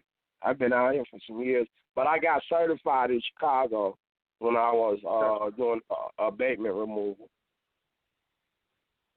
So, because I don't necessarily know how the system works in Iowa, like what particular fields, I'll say 2 comments about that, and then you can get my number from Sal and, kind of get some more direction. Okay. One is that the way that American economy is, and probably many other economies, but systems tend to fade. Like, they can train you in something like, years ago, and they kind of still doing it now. They trained everybody in solar and got people pumped up like they're going to build a career out of being some solar technician. But the reality is, when winter hit, nobody's putting solar panels on the roof, right? The winter alone is going to put you out of work a certain amount of months a year. In general, like the construction field works in that way, where winter notwithstanding, you kind of work yourself out of a job. So you have to be really, I would say, being a frog on a lily, you got to know when to jump from one phase to another. So I worked in government for a number of years, but I pay attention to certain things. So all right, now it's time for me to jump to this agency, time for me to jump to this agency. And after a few jumps, it was time for me to resign and create something independent of that and leverage their resources for me and others to be able to benefit off of. So because they taught me enough working inside their construct to say, you know what, some people want to retire from that. My head is focused on something different. So I think one is just understanding how economies work and looking at, I don't know how long you've been in Iowa, but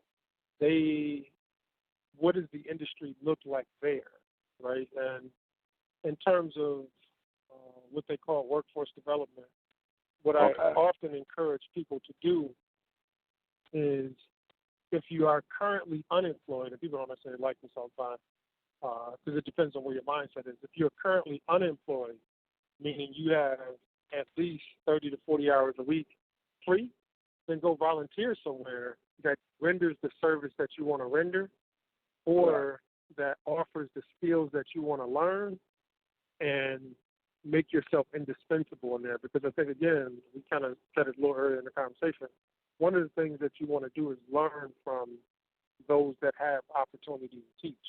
So if a business is thriving and maybe they say, hey, we can't hire you on right now, you don't actually have to pay me in many cases. You can pay me by teaching me, because you only have to teach me for a certain amount of time. After I get what I need out of you, I know what to do with the information, right? So one way to kind of get in the door is kind of leverage that opportunity to learn. Even when if you're current, like, some people go be unemployed for 4 or 5 months or say, man, I've been unemployed for 2 years. I think that's, in many cases, foolishness. Go volunteer somewhere. You will open up doors that are closed because most people aren't going to try to do that. You want to take the opportunity to learn. So those are two immediate things. And there's a bunch of state resources that come from the federal government that I know for a fact are in every region throughout the country, because I worked in government before, that the government offers services to help bridge gaps for people. But again, you can get my number to Sal and talk offline. I like to add too, oh, my bad, I didn't mean to cut you off. I like to add too, I'm a house painter, man, and out here it's a lot of old houses that got lead on them, and you got to be special certified to remove that stuff. So you might think of getting with a painter or some construction too. Okay. Yeah, I don't know too much about Iowa. Man, that's what I said. Down here, they don't really do too much as with the work go. But I know when I was up in Chicago, basically all the things that I did, they kind of moved me around. I did do the asbestos job up in Summit, Illinois. So I do got some experience with that field. And when I was trying to start a business of my own at the time, only reason why I wasn't able to do that because I was a convicted felon. You know what I'm saying? Because they didn't want to furnish me no money as far as that go, business loan.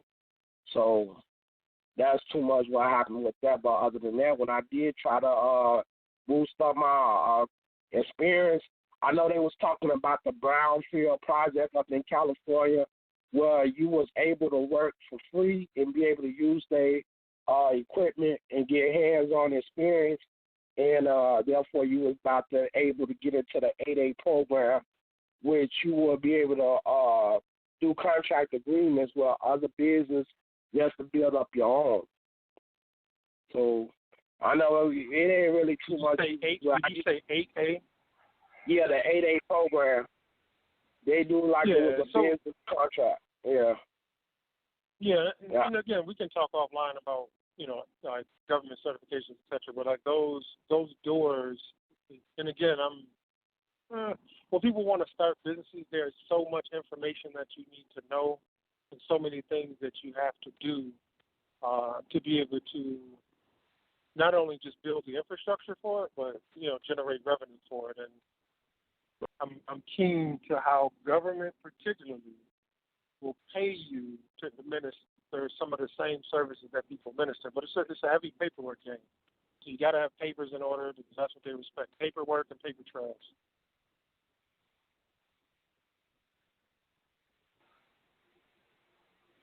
All right. Was that it, Brother Wheeler? Oh, okay. Yeah. All right. Yeah. We have another caller too standing by, but whenever you're ready. Okay. Well, might as well go ahead and roll them on in. All right, let's bring one more. I said one more last time, right? All right, 443. Go ahead. Yeah, this is Brother Mercer again. I just wanted to say that I think, though, education, like the last call, I think this collaboration and networking is very important. And I think definitely education is the key because we really need the collaboration and networking and working together, building that network, as one of the sisters had said earlier. But we definitely need education as part of our platform because education was denied to us. And I'm a teacher myself, and one of the speakers was a teacher as well. So you know our people read and do math below grade level. So education is definitely part of the problem in the equation. We definitely have to improve reading comprehension. You know, you can give somebody a big, thick book to read about all the rules and regulations, start a business, but if they read on the fourth grade level, that's not going to be possible. You see what I'm saying? So we have several layers of issues, you know. So, and you know, Brown versus Board of Education, that was part of that. So we really have to tackle all of these things. You know, education has to be a part of it because we've got to be able to read and write because we can't trust them to read and write for us. So I just wanted to put that on the table as well. And I know that, and it's good that you know people have started schools. That's a step in the right direction. And I think, you know, we need more people to start schools to help out people. And I just wanted to say really quick, I think we're doing a lot of things in the right direction, but also I think that we have to collaborate more and have to talk straight to each other because a lot of times we have to understand who we're dealing with, what we're up against. A lot of people are reading below grade level, are doing things below grade level. So we can't just ignore that. You see what I'm saying? So I was wondering what the panel think about our people reading below the standards a lot of times, not meeting the standards, and how can we expect them to make leaps of successful accomplishments when they haven't, you know, been properly prepared? That's my question. I think that you bring up a very, very valid point. I think I, again, just need to counter it just a little bit and complement it. Correct.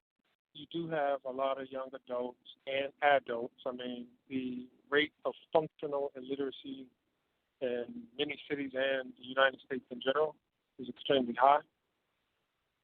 You know, I've worked in and around school districts where brown boys is doing mathematics at 9% proficiency, reading at 5% proficiency on state grade level tests.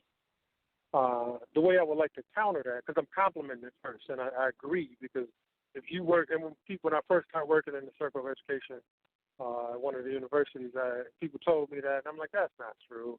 And they don't tell me those 17-year-old read at no fifth grade level. And I spent a lot of time in disbelief. But now working in the circuit over the last 14, 15 years is clear as day. But who built the system and the rubric to even test the children on that? Like, that's something that's always in mind. So some of these national circles you go into, you will begin to question the matrix itself. Like, who built that system, right? So I was just telling a group of students last week, around the age of maybe 12, 13, 14, I started to despise reading. And I associated reading with the literature that I was being fed in schools. And I did a disservice to myself because I started to hate reading at a certain point. But it wasn't the reading. What did they feed me in school? Moby Dick, Hamlet, Shakespeare, Othello. Yeah, listen, I didn't care about that stuff. Don't tell me about some white guys who lived in the 1400s. I'm supposed to be excited about that stuff. It was not. Don't forget Christopher Columbus. He discovered America. Christopher Columbus. I mean, all of this stuff, right? And then I'm like, yo, I can't stand reading. And it wasn't reading that I despised. It was the material that was provided for me. So there's some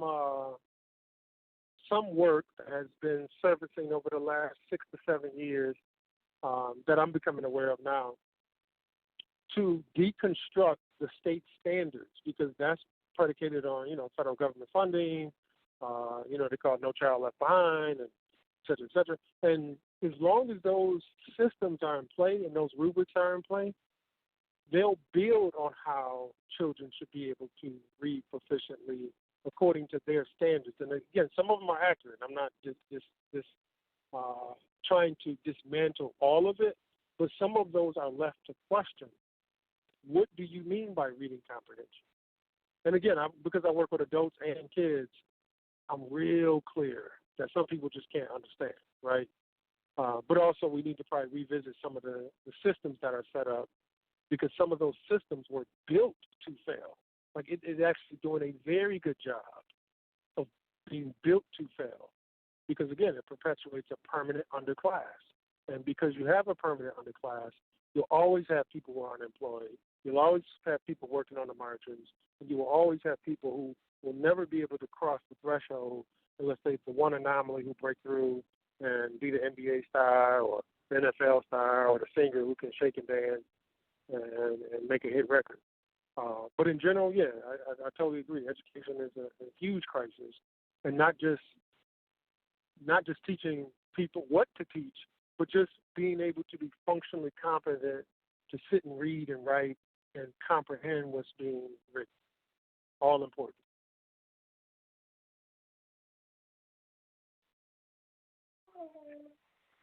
Sister Reese, you want to add on to that?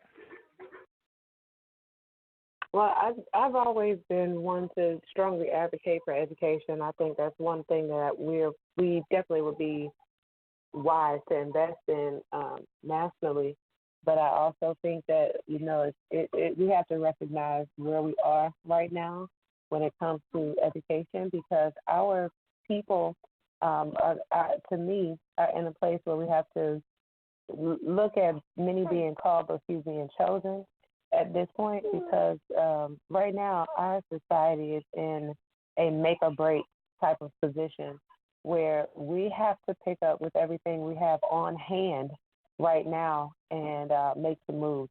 I do think that for the future, we need to start focusing on developing curriculum and developing materials for our students to learn, and even for adults to learn, because where we are, it's going to require for some development to happen on all levels.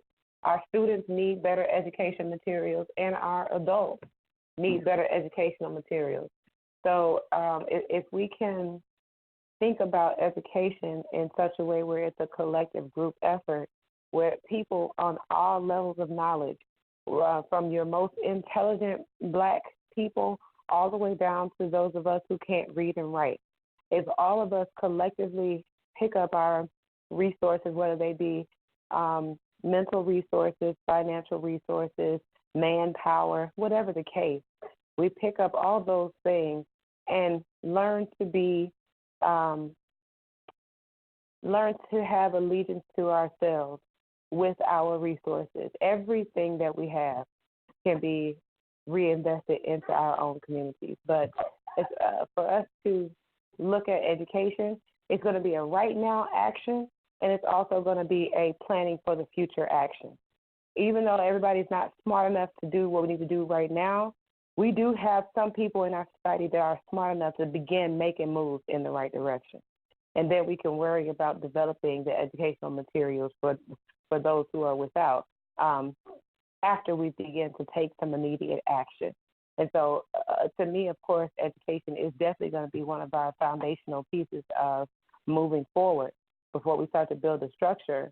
But, we can't necessarily sit around and wait for education to be up to par before we start taking action on our action items. So if you were to ask a person like me, I would focus not so much on developing educational tools at this point, but I would get those who are already educated, bring those people together and see how we can create structures that are ready to move on right now. as far as education is concerned. So right now we have quite a few people who are teaching the Black community what it means to become a national national person aside from the U.S. government. I don't know if people listening to this broadcast know anything about nationalization or becoming a private citizen, so to speak. But what we need to do is to educate ourselves on freedom. And those are the topics that we have to start discussing, is our political oppression. Black people are not, we're just simply not going to get anywhere as long as we continue to call ourselves Black, and as long as we continue to miss the point about why that even matters. We will not gain any economic footing or grounding or stability if we continue to call ourselves Black. That is just simply not working in our favor, and it's completely against the legal structure of how we need to move forward. We are not going to be able to do anything with education, nothing with our financial freedom, nothing with political oppression until we get rid of the title of being Black. That is not real. It's not a thing.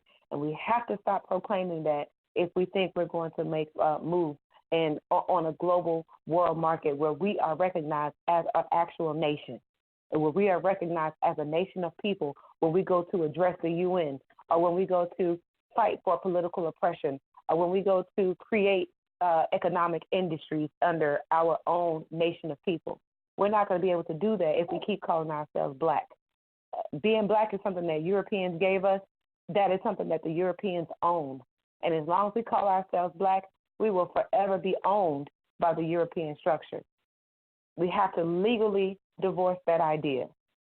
And once we legally divorce that idea, take on our correct national title, then we'll be able to move together under, like I said earlier, a similar commercial network where we are legally doing Black business. We're not just, and this does require education, because nobody knows very much about what it means to divorce the U.S. government on legal paper. Not too many people understand the concept of doing that. There are Caucasians out there that do it right now. There are Black people all over this country that are doing it right now. And we need to understand the reasons why we have to do that for us to move forward, educated or not. We cannot continue being Black if we're going to move forward. And that's just plain and simple. And you know what? I agree with both you guys. We need the education. We need all of that stuff. But I think the foundation needs to be, we need to set down a code of ethics, you know, and what we expect out of each other. And it should also include how we should treat each other. Because I know, Sister Reese, you said that the way things should be is that we should not want to mimic the oppressive system that we're fighting against. But, you know, that's in a perfect world, that's true. But our people have been so whooped and so, programmed, you know, that we just don't see things that way. We forgot I believe that we came from a communal system where, you know, where that was the main focus. And somewhere along the line, we lost that route. But I think that excuse my daughter, I got to get her out the shower. But I think that, you know, we need to lay down, we need a law structure or a code of ethics structure and a way of how to deal with each other.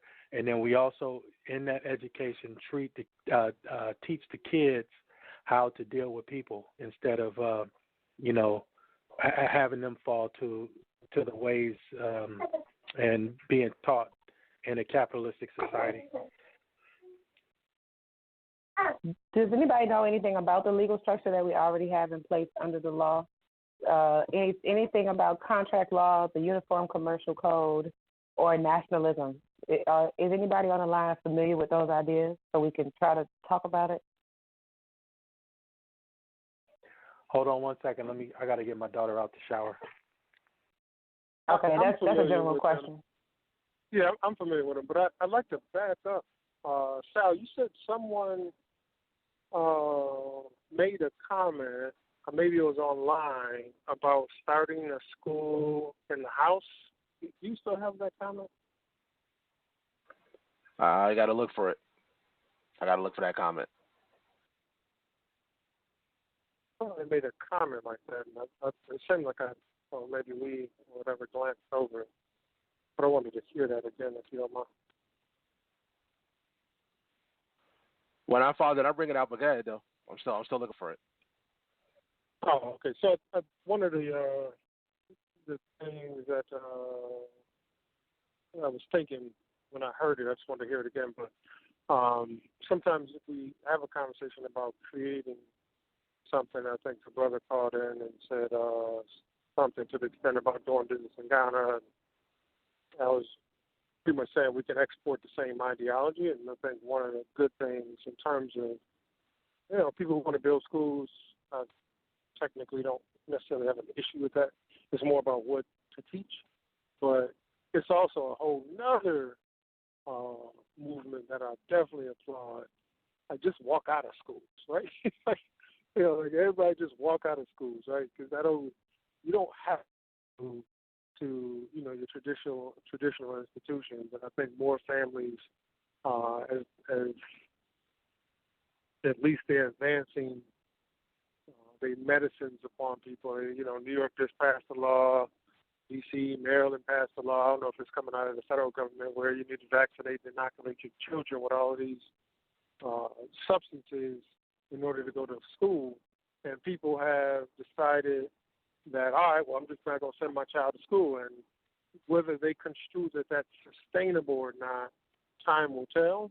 But there's a whole system called homeschool that people don't even know the value of, nor do they think it's possible, right? Because I think, when we think about education or schooling, even just on a familial level, people think that, well, look, man, I got to send my child to them to teach. And that is another thing, just going back to the root of our conversation, which helps perpetuate oppression. If they teach your children, it's a documentary or a movie out called White Man's Last Burden. Actually, I think the documentary is called School in the World, White Man's Last Burden. This is what they do. I mean, you send the missionaries out. The missionaries start schools, tell people that, you're a savage, and then you should subscribe to these teachings here to not be a savage, wear these type of clothes, behave like this, talk like this, walk like this, act like this, dress like this. And that's what's going to make you more human. And there's a whole entire separate movement just about dropping out of schools. And I found a comment. Let me ready.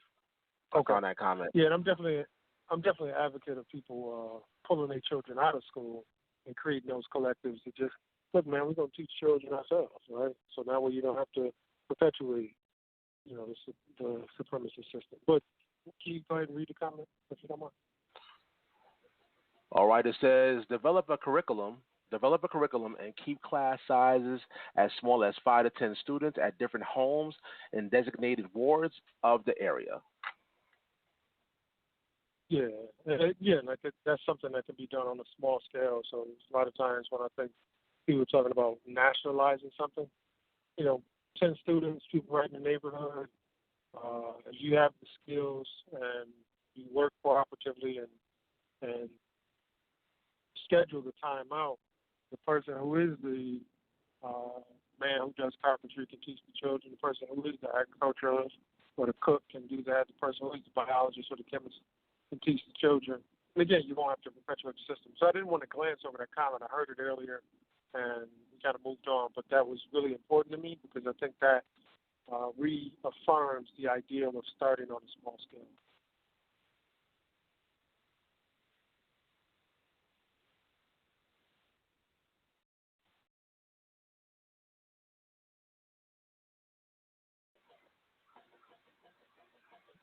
All right, Vinny, you back? Not yet. Give me 1 more second. All right, yeah, Reese, you want to add anything? Well, yeah, I wanted to know earlier, like I said before, if anybody knows anything about the straw man, maritime law, the Uniform Commercial Code, contract law, any of those things that we can discuss the legal basis or the legal framework that goes into creating nationalized structure or a national structure for our people. It involves all of that legal jargon. And, I've studied it alongside some very deep brothers who have been dedicated years of their lives to studying these legal respects. And it's kind of difficult to talk about it when if a person doesn't actually know about it already. So my question to everybody who's available on the call is, do you know anything about it? Because if you know something about it, then we should be able to discuss and build on the ideas. But if not, then we may have to reserve the conversation for later, because Black people already have a legal structure through which we can build our institutionalized organizations as far as our nation is concerned. One of the biggest things that Black people consistently complain about is that we don't have organizations and that we're not unified. That is because we don't have an organizational structure in order for us to come together to a centralized resource to call our governing. That's something that the Europeans understand, because when we taught them political science back in antiquity, we taught them what political science meant and how you are actually to create political structures and actually execute a governing body. We had empires and dynasties all over the world. So we already know what it takes, and we already have the structure set up for us to have our own legal nation of people. But if we don't understand the legal structure that underlies that and how we already are set up by our blood gives us a right to unify under our nation. And if we can't have discussions about maritime law, about straw man, about the Uniform Commercial Code, about contract law, there won't be too much understanding that happens after that if we can't have that discussion. Yeah, Delina says it's about status, standing, and agency. Correct. But, absolutely correct. Quick plug. We just lost Moses, his call drop. A quick plug for the next show. Reese picked this topic, the evolution of revolution. You want to give the people a little briefing on what that's going to be about? Sure. So I want to look at how we have been evolving as a community of people and what the revolution is looking like for our community, because the way I see it is that we have a pseudo-revolution that is going on top of a real, actual revolution. And I would just like for us to take a look at those two different things dynamically to see how Black people may be getting in our own ways, thinking that we're revolutionizing or thinking that we're doing more work than we actually are, because we don't necessarily have the correct understanding of where we stand as a nation of people. And so I would just simply like to take a general look at how we have been evolving and how our evolution is playing into our ability to revolutionize our community. All right, so you know what to do. Make sure you tune in next Monday, 8 p.m. Eastern Time. You're all going to be here, the Social Hub. Hey, Vinny, you back? Okay, yeah, I'm back. And Sister Reese, I heard you. You might have to fill me in because I'm not real familiar with all the jargon. I think is that what you're talking about, like dealing with sovereignty? Absolutely. This straw man law. Yeah, absolutely. Mm-hmm. Yes. Okay. There's a lot of stuff that goes into it. Yeah. No, I'm not too familiar with that. I mean, I know a little bit about it, but I'm not too familiar with it. I got a couple friends that's really into it. Talk to them. Ask them as many questions as you possibly can, so they can give you a big picture.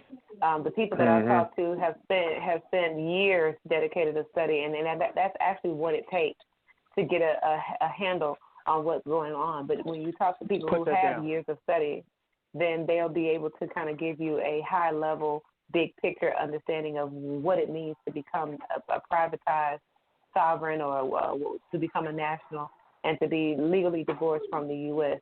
If we can get an understanding of legal misnomers such as titles like black, white, brown, red, I know you guys understand that that's not a thing. We are not black. Asians are not yellow. Indians are not red. Mexicans are not brown. Indians are not brown.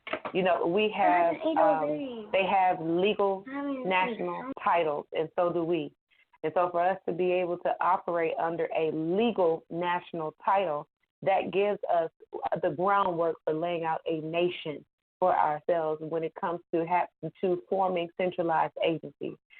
Like my sister said, it's status. We have to correct our status and our legal standing under the law.